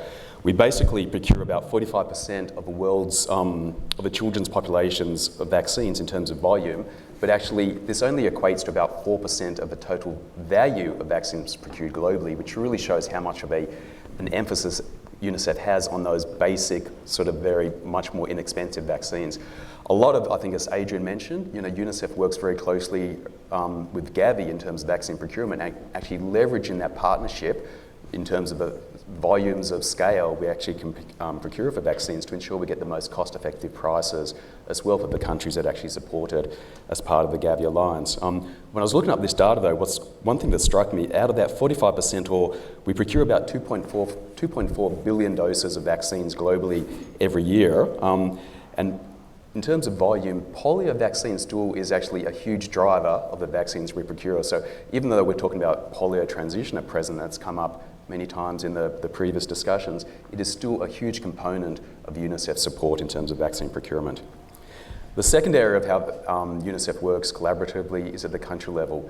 UNICEF is very much a field-based organisation. 85% of our staff are actually based at the country level. And I think, we're a core component or a core partner of the Gavi Alliance. And I think in recent years, I think we've been very effective in sort of utilising the modalities of engagement under the Gavi Alliance and also actually structuring our support there very efficiently as well. I think UNICEF has an advantage over other UN agencies and other partners in that a lot of our support is actually at the subnational level, not just at the national level, which really allows us to target our technical and programmatic support in those areas and communities within a country where some of the challenges to vaccinating children are sort of most pronounced as well. The third area for UNICEF, it's a core focus of us, is equity. One of UNICEF's central missions is to actually focus on the most disadvantaged children in the most complex or disadvantaged or challenged countries as well. And it's something we try to actually encapsulate in how we work. I think during the course of my professional career, and I think we'll talk in one of the earlier sessions about some of the big changes we've seen in the last 15 years in how immunisation services are delivered, I think also too it's important to recognise there's been some massive demographic changes in the world too. I think the program, the immunisation, when it first started back in the 1970s, the world, particularly where the children lived, was very rural-based context. But I think in the last 20, 30 years, we've seen some massive changes in that situation. For us, I think we've heard today 3 themes mentioned: urban, poor, remote, rural, and children living in conflict settings. That's become quite a very significant transition in how we program our work in UNICEF, and a lot of this has been based on data. I think, traditionally we've always sort of looked at our program in terms of geographical focus. We've always had these focuses around sort of the worst performing districts, but I think we've seen in recent years that focus is not sufficient to really achieve some of the goals we want, and that increasingly a lot of the barriers to achieving immunisation, accessing children with immunisation services, is not at the district level, but it's actually within those community levels as well. Urbanisation within UNICEF is a very important theme. Surprisingly, I think when we think of urbanisation, we think of Asia, but when we've actually examined the data, we've seen, this is a huge issue for Africa specifically. We're seeing huge rates of urbanisation in Africa, and what's concerning is the rates of urbanisation in Africa is in the context of large proportions of the people or communities actually living in urban poor settings as well. What we know from recent literature reviews is that the immunisation program and health systems don't have actually very good strategies to reach children in those contexts. So that's an important focus of the work we do in UNICEF, to try and actually identify successful strategies or evidence around reaching children in those contexts. Conflicts, and unfortunately an increase in focus of the work we do as well. The number of conflicts globally has actually increased significantly since about 2010, and increasingly unimmunised children are either living in conflict-affected settings or they're moving away from conflict-affected settings as well, which makes them vulnerable to not actually achieving immunisation coverage. And the third context is remote rural communities. They still remain a significant focus of our work. Individually, these communities might be small in numbers, but on a global aggregate scale, there's still a significant proportion of the children not being immunised globally, and one of the reasons we're still struggling to achieve some of our global and regional goals as well.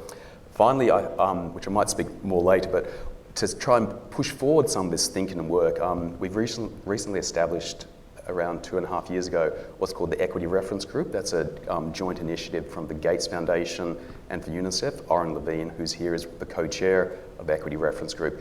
This has been established to really give some visibility and some urgency to the issue around immunisation equity, and try and develop some innovative thinking and ideas that can actually then be pushed out through our respective organisations as well. So that's a very quick summary and overview of UNICEF's work there. Thank you. Thank you. So I'm from USAID, and USAID is the lead US government agency for development. So the concept of development certainly shapes everything we do. And our administrator, Mark Green, has said on a number of occasions is, the job of development is to work yourself out of a job, right? That's really what we're supposed to be doing. So there's a lot of talk about the concept of journey to self-reliance, which is really helping countries build their ability to plan, finance, and implement solutions to their own development issues. And that really does set the stage for everything we do, and it guides programming and guides the approaches we use across the portfolio that USAID does. And very much at the heart of that is building local capacity, and those are some of the themes that came up a lot in the last panel that I'll come to in a minute. Within health, of course, that means while we're still very much concerned about the goals in public health of ending preventable child maternal deaths, particularly relevant to this conversation, but also working on tuberculosis as part of the HIV/AIDS effort, I think malaria and those other key goals that we have. But part and parcel of that is, of course, building capacity to help countries take that challenge on as we go forward. And that's very much about health system capacity building, which is obviously very, very connected to routine immunization and building routine immunization systems, but that's certainly the approach and the concepts behind a lot of what we do. And really, it's as part of that approach at country level is building the domestic resource mobilization, making sure that countries are helping to put aside the funding for those kinds of challenges, building capacity, addressing issues like equity, which is very much a lot of what we're talking about today, and really reaching marginalized groups that often take that extra effort and often take an external voice and external pressure to make sure those marginalized groups are really reached by the health system, whether it be the public sector, private sector, et cetera. So within immunization, we tend to talk about our program in 3 strands. One is Gavi, which is a big piece of it, and part of a huge chunk of what we do in maternal and child health resources is around Gavi. And that's an extraordinarily important part of our partnerships and work we do. But in addition to Gavi, we have bilateral programs focusing on maternal and child health, including immunization, in about 25 countries. We try to focus our efforts in 25 countries that have the highest under 5 mortality or maternal mortality. That's the areas that really do need that extra effort. And immunization in partnership with Gavi is certainly a component of a number of those programs. And we've done a lot of work with Gavi to try to make sure that the work that Gavi is doing in country is partnering with our bilateral efforts so that our people on the ground, because we of course have programs and staff on the ground, are working in support of connecting with ministries of health and others to really push forward the Gavi efforts and help fill in some of those gaps where they come in, and making sure the coordination between Gavi and work on the ground happens efficiently. And the third strand is, of course, polio, and that connects to a lot of what we're talking about, but polio is a separate stream of resources. But looking at these issues of polio transition is a huge one, and as Oren talked earlier about, we've now got polio cornered into one corner, but it's a fairly complex corner, if you will. So figuring out how do we both keep it there and keep it smaller and get rid of it in that corner, but looking at some of the systems that are needed to finish that job is going to be a problem for all of us. So just a couple of examples, and Oren mentioned the example of Nigeria, where the USAID and the Gates Foundation and a number of others are working to really try to work at state level to really expand both primary health care and primary health care coverage, but also make sure that immunization is part of that. And that's been a really effective partnership, I think, at state level. And the examples that Oren talked about are very impressive. And I think starting to make some progress there, although it is a challenging situation, as you all know. But one of the other examples there is working with Gates, and Dangote Foundation is doing some, the piece we can do is some technical assistance around looking at GIS maps, and the kinds of presentations that John was showing in the earlier presentation can have a huge impact on what can be done at country level. So certainly something to think about. Also, Lauren talked about the Tanzania example. The other place where we've seen that is that example that Lauren talked about is actually one that USAID did the testing for the pilot and was picked up then included in the Gavi health system grant. So it's a way that some of the investments that we can do can be picked up by the larger resources coming from Gavi. One of the questions that you asked about is the disordered settings, or as Richard talked about, the complex emergency settings, which is unfortunately a greater share of the world that we're living in.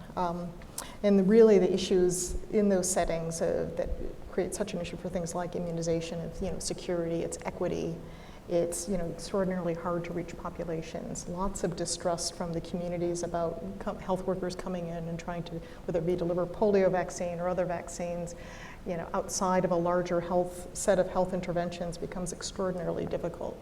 And it does come into Dwali's question earlier about what are some of the innovative approaches, and I would just build on some of the things that came up, I think, in Brian's response. It's some of the things that we've done before. It's working with faith-based organizations, other community groups that are active in those settings and really do have the trust of the communities. And that's something, I think, looking for ways we can continue to reach those groups. That's certainly part of what we try to do at country level, of work not only with government sector and public sector, but also private sector, NGOs, community groups, faith-based organizations, to really try to reach those communities that are otherwise really, really hard to reach. That's where we need to go next.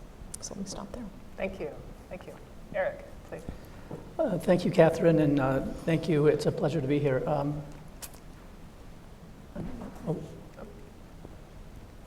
moving the slides too fast. Okay, I'm going to give you an overview of CDC's role in global immunization, including why CDC supports global immunization, how CDC is prioritizing our work in global immunization, and then how we think CDC can contribute to improve vaccination coverage and equity in other countries. So we view CDC's role in global immunization as an extension of U.S. Our support for the U.S. domestic immunization program. So we view it to protect Americans from vaccine-preventable diseases such as polio and measles that have been eliminated in the United States, and also to protect, detect, and respond to other global infectious disease threats. The CDC support for global immunization is provided across the agency, and we have 17 divisions and offices with disease-specific and technical expertise in immunization that provide expertise for global immunization. The Global Immunization Division, where I sit, is responsible for coordinating immunization support across the agency.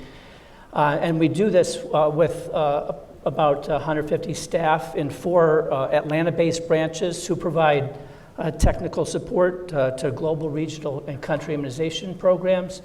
And then we also have 45 field staff, predominantly who are detailed to international organizations, and we work in partnership with international organizations.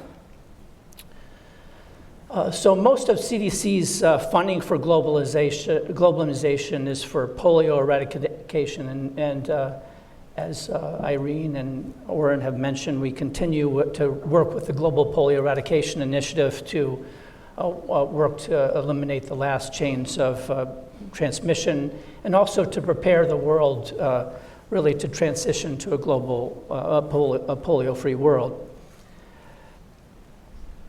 There's also a growing emphasis at CDC on global health security, and we believe, as was mentioned earlier today, that strong global, regional, and country immunization programs will be essential to keep the world polio-free after polio eradication is achieved, as well as to prevent, detect, and respond to infectious disease threats. So in the future, with the polio transition, we're in the process of thinking how we can transition our work. And we plan to continue our support for strong global and regional immunization programs. And we work closely with Gavi, and we also provide technical collaboration and financial support to WHO, UNICEF, and other partners. The shift that we're planning to make is also to increase our support at country level to help strengthen immunization programs at country level. So we've learned from polio eradication and the work on polio eradication not to leave the hardest places for last, which is where we are now with polio. So in the future, we're working to focus our efforts on the hardest places first. And in this context, we've identified 7 priority countries. These include the 3 polio endemic countries, Afghanistan, Nigeria, and Pakistan, as well as 6 high-burden countries that account for more than 50% of unvaccinated children and more than 75% of measles deaths globally. You'll note that 3 + 9 = 7 and not 9, because there's 2 countries that overlap, those being Nigeria and Pakistan. So in these 7 countries, CDC is working to develop strategic investment plans that we intend to use to help strengthen immunization programs in collaboration with ministries of health as well as other country immunization partners. I apologize for the complexity of this slide. We're still working to develop this and also working to how best to convey this information. But we've been working to design and refine our strategic approach to support country immunization programs, and we think that a multifaceted approach is needed to achieve the greatest improvements in vaccination coverage. We think that a key way that CDC can contribute to such a multifaceted approach is to help build capacity to collect and use immunization to provide evidence for action. And we think that evidence for action can be provided in three main areas. Sorry. And I'm flipping slides here. To improve coverage, to improve performance of the immunization program, as well as to improve accountability.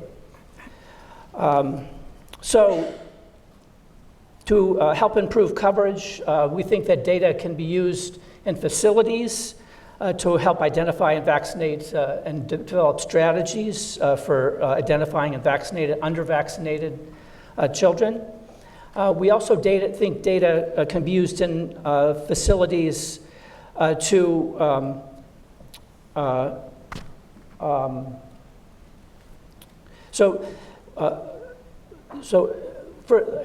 let me step back. First, there's in facility-based settings among children who have access to facilities but don't have complete the vaccination series. One approach that can be used to improve coverage is to use immunization information such as missed opportunity assessments, reminder recall systems to optimize keep up and catch up immunization. In addition, we think that immunization information can be used to support interventions to provide more opportunities to vaccinate in the second year of life and beyond across the lifespan, which can facilitate catch-up immunization as well as booster doses and also introduction of new vaccines. CDC can also help to identify and reach children who are not seen in healthcare facilities by using immunization information such as microplans, risk assessments, and satellite mapping. We also think that immunization information can be used to facilitate community demand for immunization.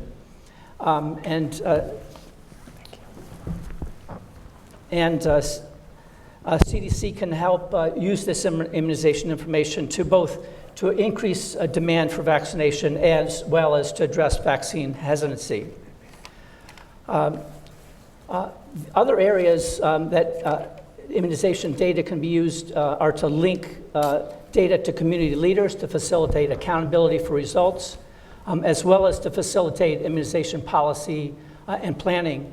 And the key areas for that are to provide a supportive legal and policy environment for immunization, as well as to support NITAGs that can provide evidence-based decision-making.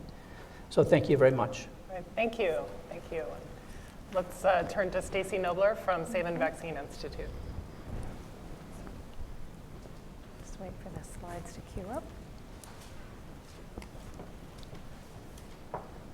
Oh, one more slide that I forgot to use. Okay, all right. I'm sure we can come back. So the Sabin Vaccine Institute has a mission, obviously, to improve lives through immunization. We're inspired by the organization's namesake, Albert Sabin. And today I wanted to sort of describe at some level some of the things that we're working on that seek to tackle a lot of the issues that have been discussed today. Sabin is a strategic as well as an implementing partner with many of the other organizations that are here today, and we're working toward many of those same programmatic goals. I think a reason for this is reflective of the fact that Sabin programs work sort of end to end across the ecosystem from discovery all the way to delivery into the last mile to expand the benefits of vaccines and immunization.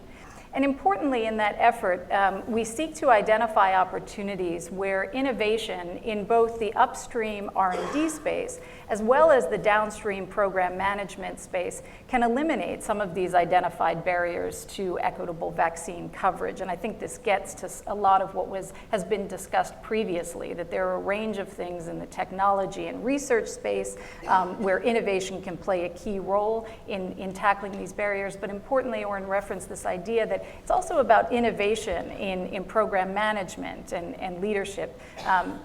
that's really essential as well. And whether that's about sort of building target product profiles that from the beginning begin to think about equity and how the product itself can knock down those barriers is something that goes importantly into the strategies that we develop and the work that we do.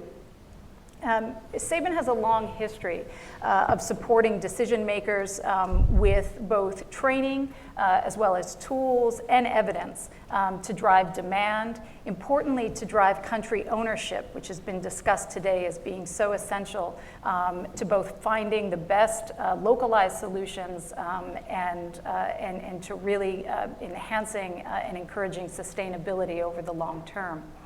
We work in the space of how to prioritize and again, look at sustainable investments for vaccines and immunization in low and middle income countries. We've worked across the geographic landscape in Latin America, in Eastern Europe, and South and Southeast Asia. So some of the programs that we have ongoing that I think highlight, again, a lot of the issues that we're trying to get to today and begin to sort of identify ways to make progress.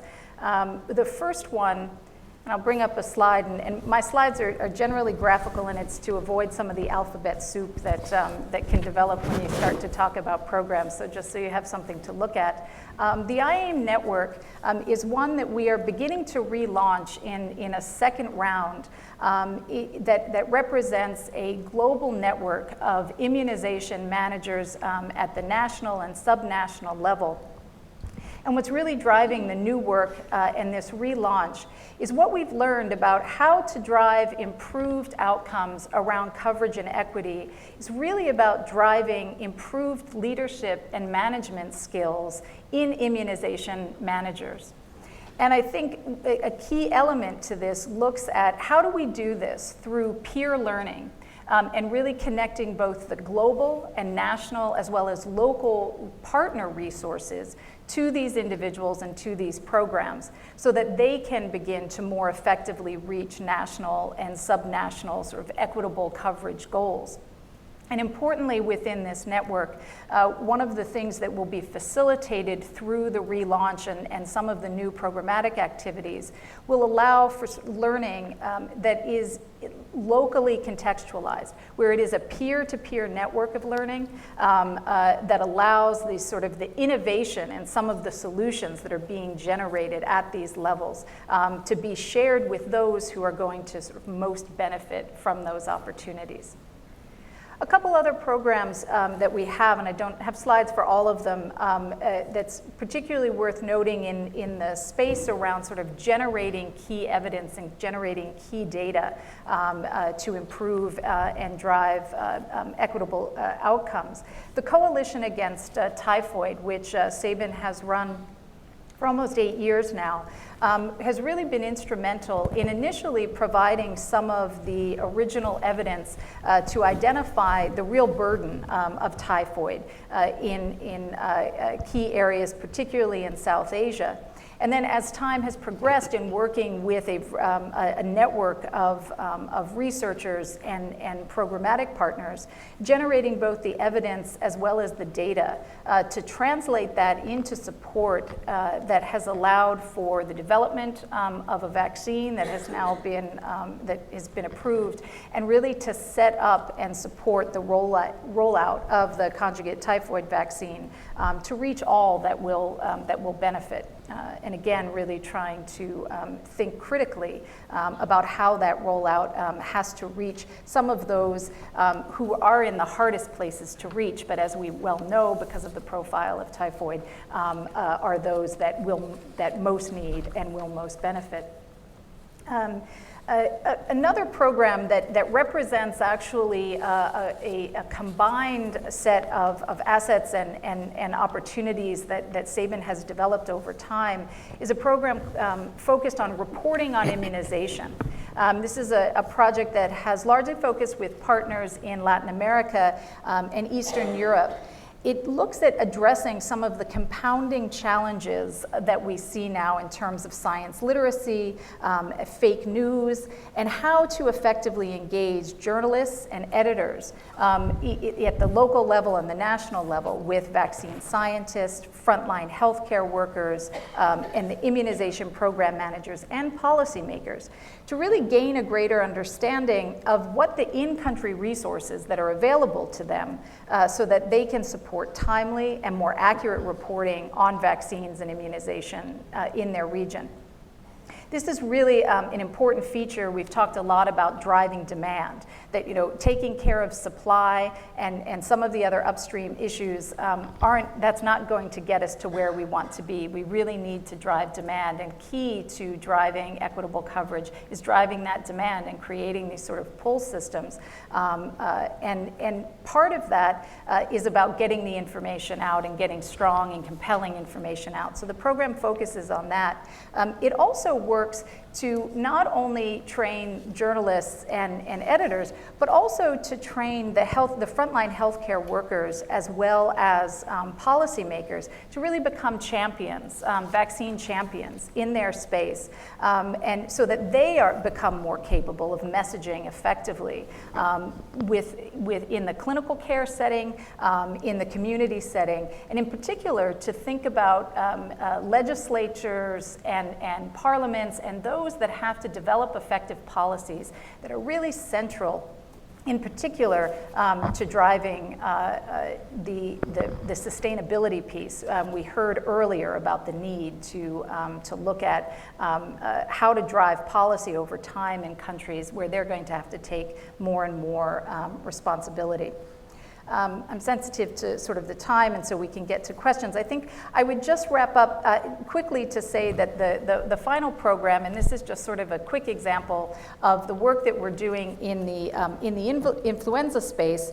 It's a very multi-pronged, large-scale initiative that's seeking to sort of drive innovation and bring new and different problem solvers into the traditional flu vaccine research space, and also to bring new and innovative investment partners into that space as well, people that are willing to take sort of higher risk for higher reward.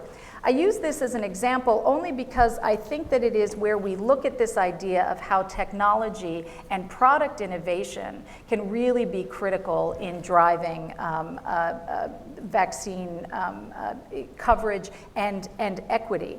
What we know now is that there is very, very limited coverage in low and middle income countries for seasonal influenza vaccine. One of the reasons for that is because overlaying a seasonal immunization as well as investment into many of these, into this infrastructure is particularly challenging. If you had something that was broadly cross-protective, much more longer lasting, could be potentially laid more easily into the existing infrastructure, you begin to see where coverage, access, equitable access and coverage is really is enabled, particularly by a new product profile.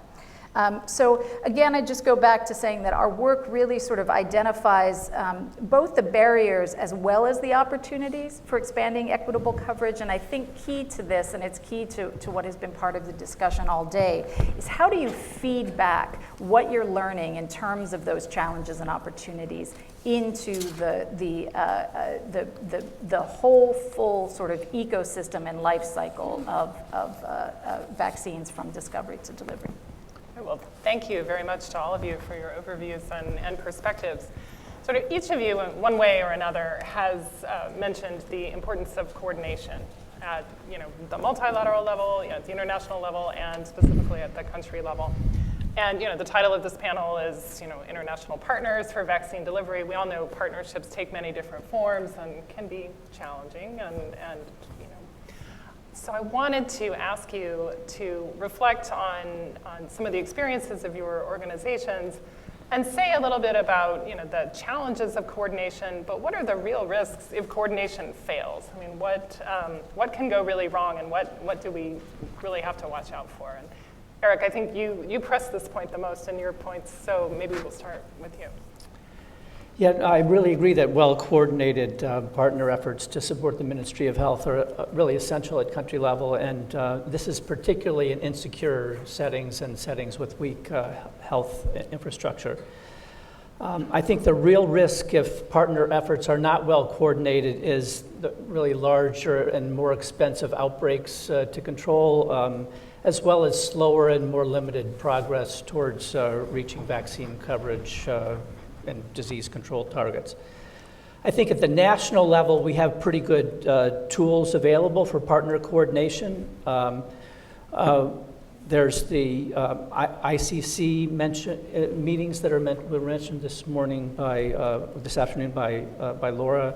There's also Gavi joint assessments and regular EPI reviews that can be used for the planning and budgeting process. But in disordered settings in particular, I think there's also a need for a high level of technical coordination at subnational level, because the approaches to support immunization programs to address and tailor specific regional and sub-regional district level issues and barriers need to be addressed to the local situation. We see this need for high-level technical coordination in a number of recent settings that CDC has participated in. This includes the 2014 Ebola outbreak in West Africa, the efforts to complete polio eradication, and most recently the Ebola outbreak in DRC. And in these settings, the establishment of emergency operations centers has been key to facilitate the day-to-day technical coordination among partners and the Ministry of Health that's needed to coordinate these outbreaks. And I think the lessons learned from using emergency operations centers in these settings can also be applied to help improve the technical coordination to improve immunization program coordination at subnational levels as well. Great, thank you.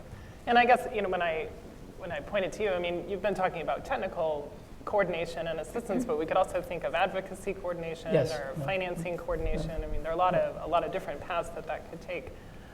Richard, you talked about the UNICEF Gavi partnership, you know, both on the ground and at the international level. But what can you say about sort of the challenges that either that partnership or others have faced in terms of coordination and risks, you know, that can take shape? So thanks, Catherine. So look, in terms of a Gavi partnership, I think that's actually a very good example of how coordination can work effectively.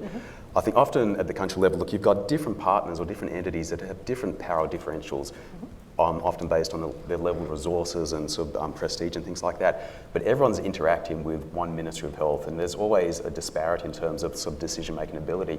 I think one of the strengths of the Gavi Alliance is we actually bring all the partners together around the common goals and frameworks and methodologies of working, and you've got a shared vision there at the country level and how we actually engage with the Ministries of Health as well. We actually work through programs that actually also like documents or visions that are defined at the national level around what the national objectives are. We work through developing what's called a comprehensive multi-year plan that actually, it's a roadmap that actually the partners follow through the Gavi Alliance at the country level, which is very much driven by the Ministry of Health. So I think what's critical in these partnerships at the country level is ensuring that the Ministry of Health at the end of the day has ownership and accountability for how these programs are rolled out, and that the partners actually engage with the Ministry of Health in a collaborative and sort of a consensus way to support the Ministry of Health's objectives there. You mentioned what are some of the risks if we don't actually follow this model.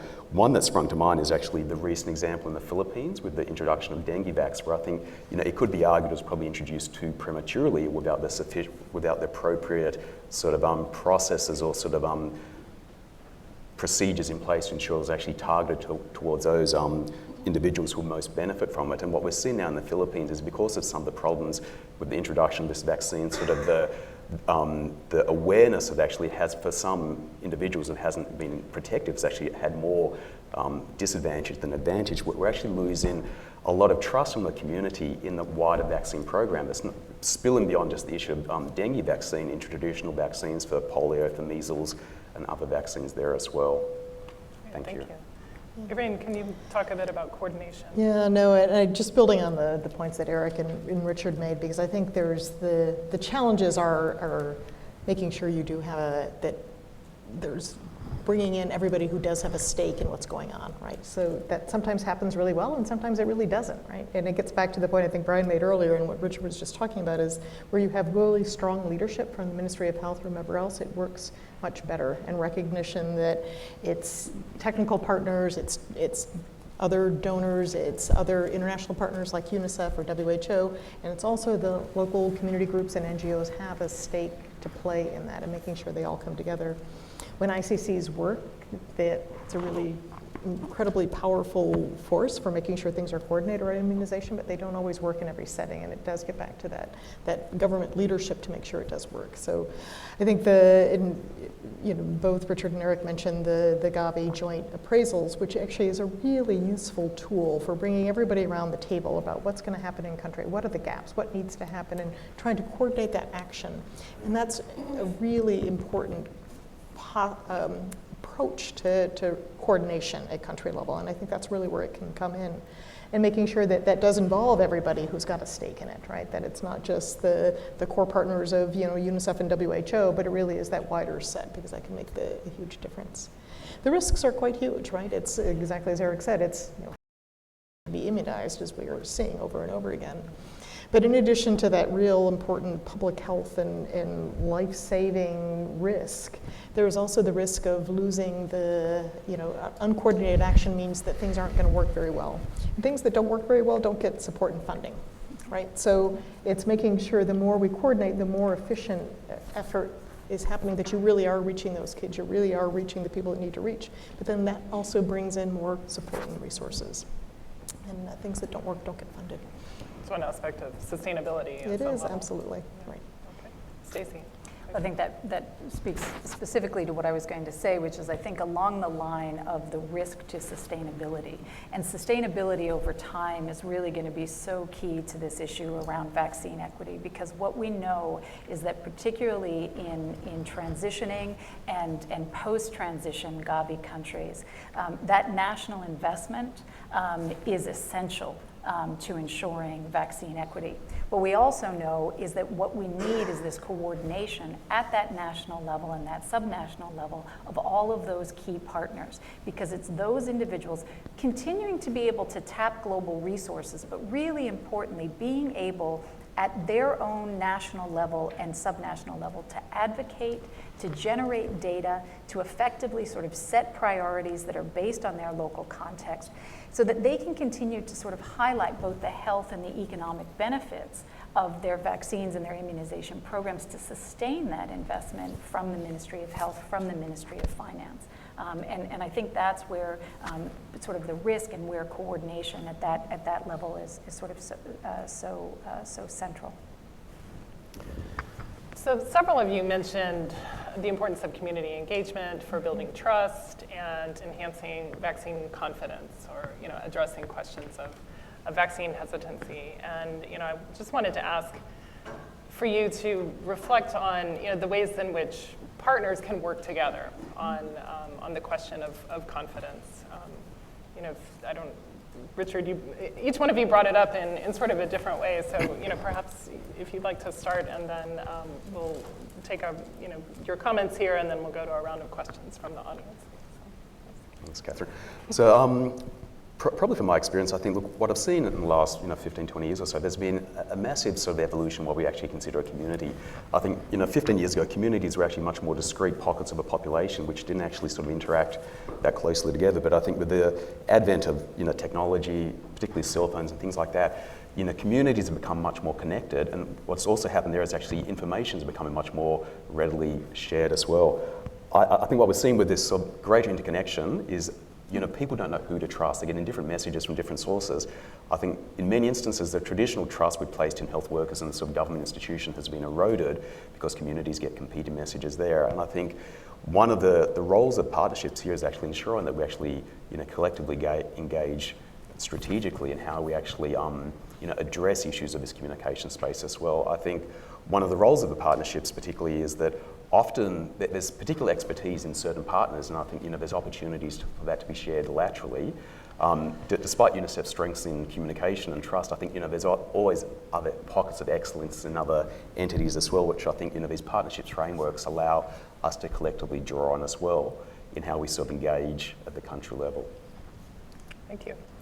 Yeah, I just want to touch on two examples that have come up earlier. One is actually Laura mentioned India and the polio effort in Uttar Pradesh, where there was engagement with the NGO sector, really, that worked with the public sector to really reach those households and get over some of the hesitancy and the suspicion and the concern that wasn't true. And that was actually ultimately a really effective partnership between the government and the NGOs and others to really do that. We're seeing that same sort of thing play out actually in northern Nigeria as well, where that partnership, that reaching some of the religious leaders, the community groups and others working with local government is starting to make some progress on that suspicion and the concerns. And that's exactly what needs to happen. You've got to reach the groups that do have the trust of the community, and often it is the religious leaders or the community groups and the others who can do that, and working in partnerships to get on top of that information. So very much at the local level. Absolutely. Kind of conversation. All right. Yeah, I think vaccine hesitancy and approaches to address demand for vaccination are really complex issues. There's an overarching issue, which is the success of vaccination programs. So we don't see the disease burden of vaccine-preventable diseases that we used to see. And there tend to be more concerns about the risks of vaccines and less understanding about the risks of disease and the benefits of vaccination. There's a variety of other factors that come into play. There's the influence of anti-vaccine groups. There's the influence of social media and the potential for rapid spread of rumors and misinformation through social media that promote distrust in vaccines. There's the religious and cultural factors that Irene mentioned, like the refusal of vaccines that aren't halal. There's also the influence of medical leaders and clinicians to encourage and discourage vaccines. All of these factors come to play both in ordered and disordered settings, but in ordered settings, there's more capacity to really identify what the specific issues are and to respond with what's needed to address the specific issues. So because these issues are so complex, there really needs to, I think, be a structured approach to deal with vaccine hesitancy. First, it's identifying the populations that are susceptible to vaccine, are susceptible because of vaccine hesitancy issues. Then it's diagnosing the specific barriers and motivators to vaccination in the population. And then it's implementing a tailored response to that specific situation. So CDC is working in a number of areas in this regard. One is we're work to investigate and make available scientifically credible information about the benefits and risks of vaccine, and that needs to be really publicly and transparently available that people can call on. We're also working with WHO, UNICEF, and multiple other partners to develop a demand hub. And that is intended to provide a structured approach that can build global, regional, and country capacity to manage vaccine hesitancy and issues of demand for vaccination. So there's a number of areas that this vaccine hub is working on to develop this capacity that's really needed to address this issue on a global level. Great. Thank you. And Stacey, you've talked about some of the work that Sabin has been doing with journalists and the media to disseminate information. Do you want to kind of respond to some of this? I mean, I think there's broad consensus around sort of what the issues are, the complexity of the problem of hesitancy. There's no single cause, so there's no single solution. I think that I would just go back to say that through the work that we've done, what really has been understood is how central the role of those frontline, whether they're the healthcare workers or clinicians, or other kinds of key informants within the community are to really see the needle move with respect to vaccine hesitancy that has proven to be a real barrier for vaccine equity and vaccines getting into particular communities. And I think just to go back to the issue of disordered settings, that's where it becomes particularly essential that those individuals are armed with the right kind of information to drive the outcomes that you want to see, because you can imagine that you're going to have some breakdown of a lot of the other infrastructure and sort of systems level solutions and partners and support in that environment. And so they really will become the frontline sort of warriors and champions for vaccines in that space. Well, while the audience is getting your questions and thoughts together and our microphones are sort of getting ready to move, let me ask just as you think of your questions, let me ask the panelists if any of you wants to respond to what someone else has said. I realize we're all kind of sitting here in a line and it's hard to respond, but if you have something, otherwise we'll go to some questions and comments here in the audience. Anybody? Okay. All right, well, we'll come back for some final remarks here, but if there are any questions, there's one up here in the front, please. Let me just ask you to, just especially for the benefit of our online audience, if you'll, say your name and offer a brief question or comment. Thank you. Sure. Hi, thanks everyone for participating. This is a fantastic panel today. My name's Diana Price. I work for McKinsey on the global health team. And I hope I'm not deviating too much from this panel and the concept of partnerships across this, but one interesting thread that's kind of continued throughout the day, starting with Oren talking about the 90-80 goals, and then again later with a discussion around the 3 key cohorts of urban, rural, and conflict zone populations and equity. I'm curious where we're at in understanding and addressing equity in the way that we're designing our programming. Are there any proven frameworks or approaches that we use to go into these environments to understand what equity looks like and how we should design programs around that? Thank you. Thank you. We can take 2 or 3 here. Is there another right here, please? Hello, Dr. Yo from Noise Consulting. So we focus on clinical trials and health equity.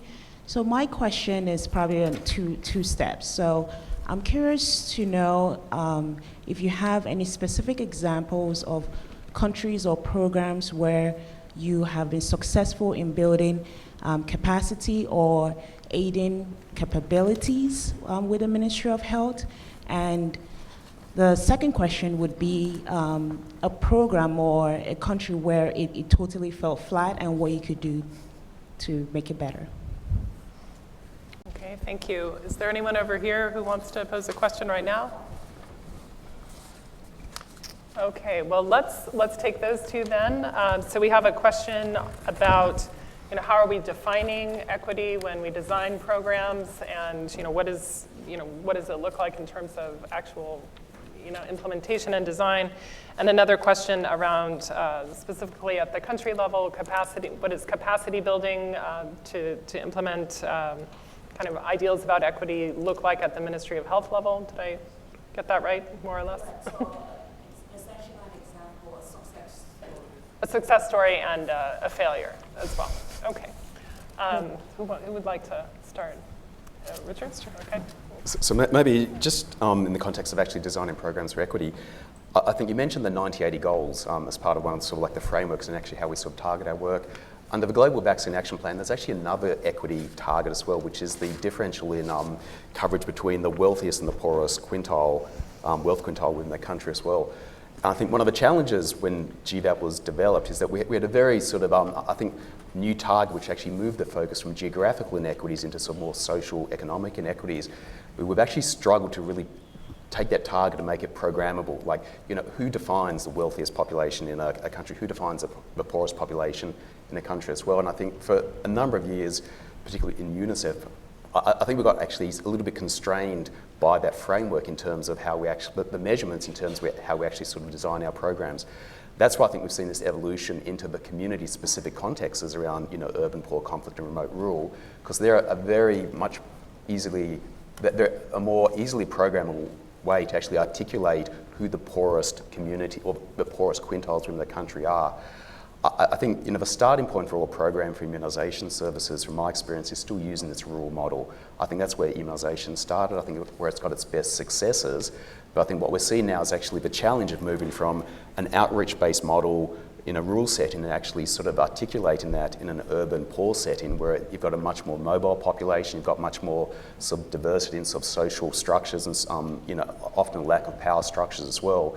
You've got issues of discrimination, both sort of overt and sort of very subtle from within communities, within the population themselves and from health systems to these communities as well. And I think at the moment, it's still very much a learning experience. I think, at least within UNICEF, we're actually we've shifted a lot of our resources and focuses into that context, and we're actually sort of allocating staff specifically to do that. And it's something that, again, we're still learning as we go. The other area around conflict settings, again, that's a new setting for us for the routine immunisation program.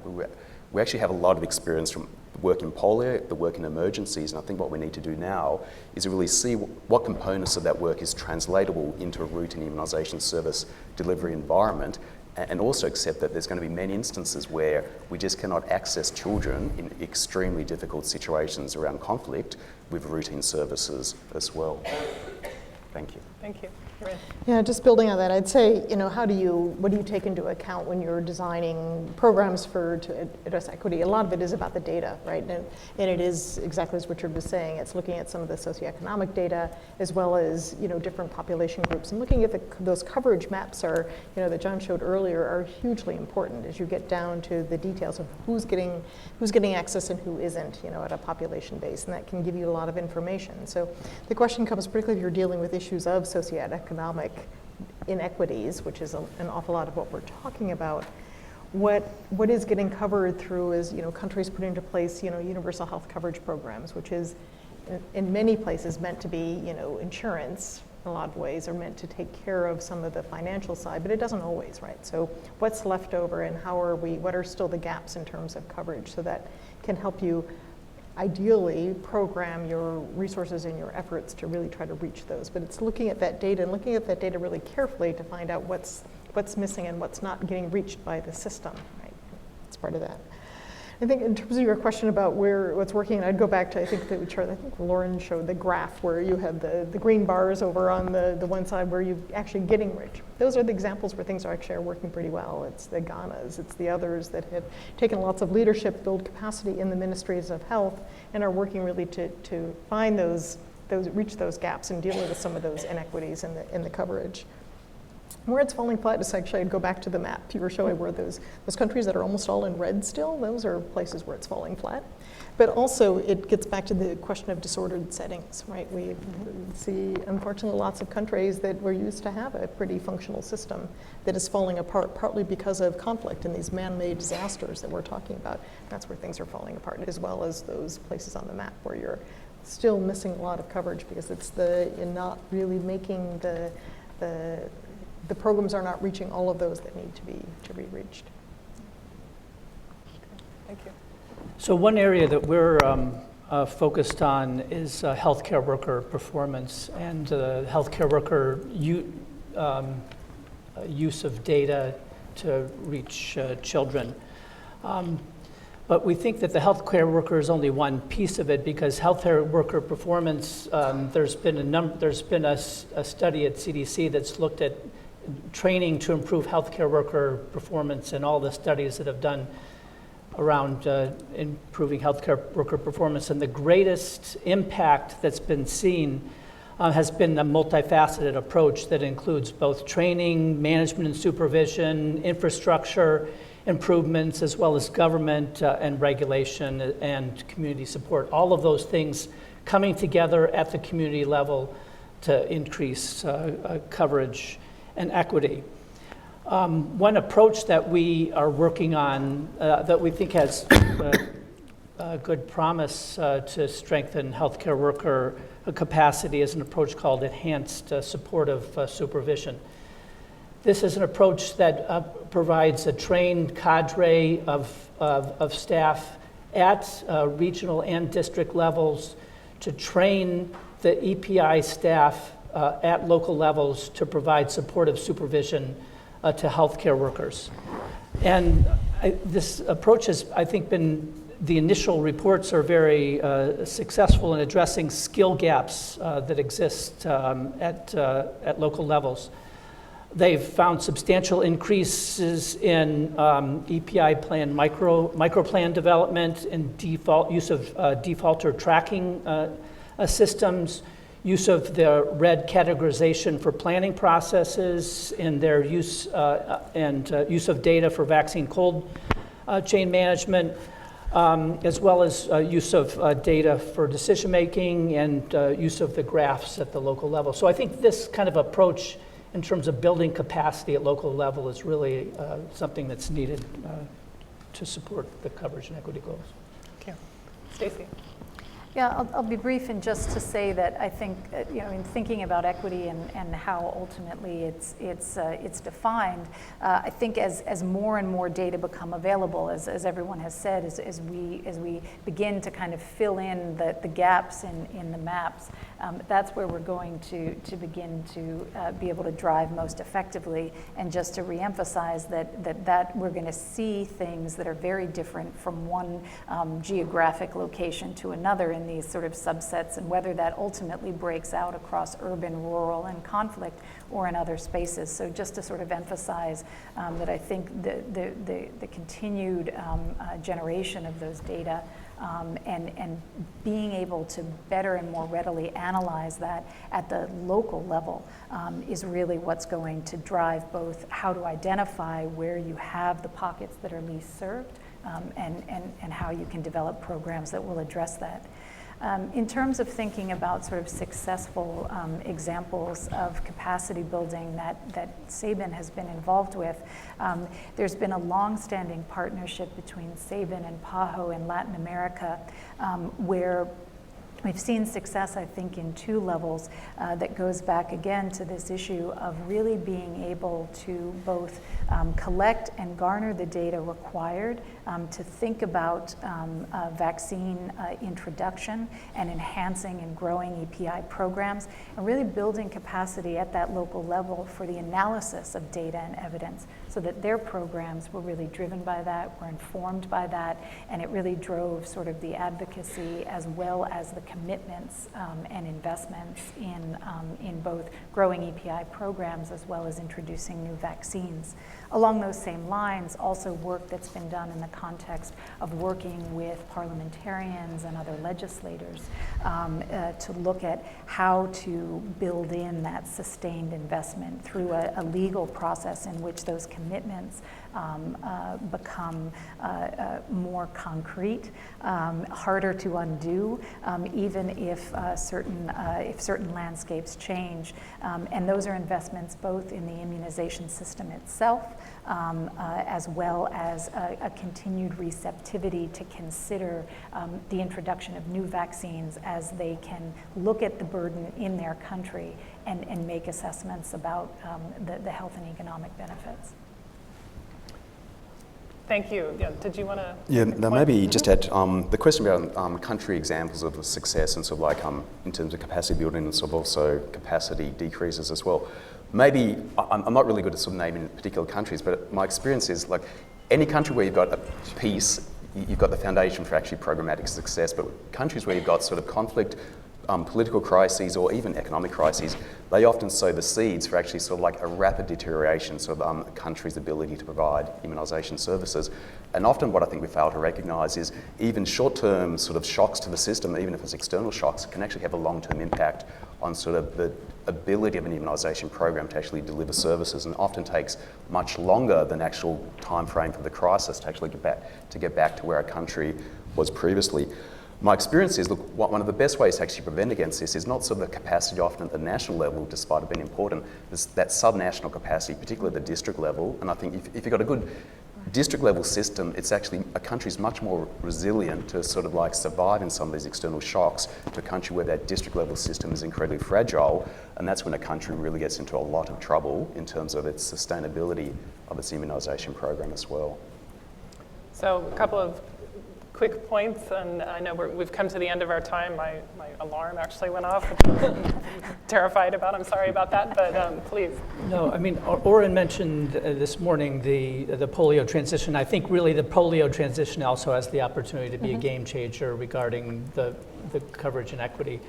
In particular, after polio eradication is achieved, we're still going to have vaccine-derived poliovirus outbreaks that are occurring until we stop using oral polio vaccine.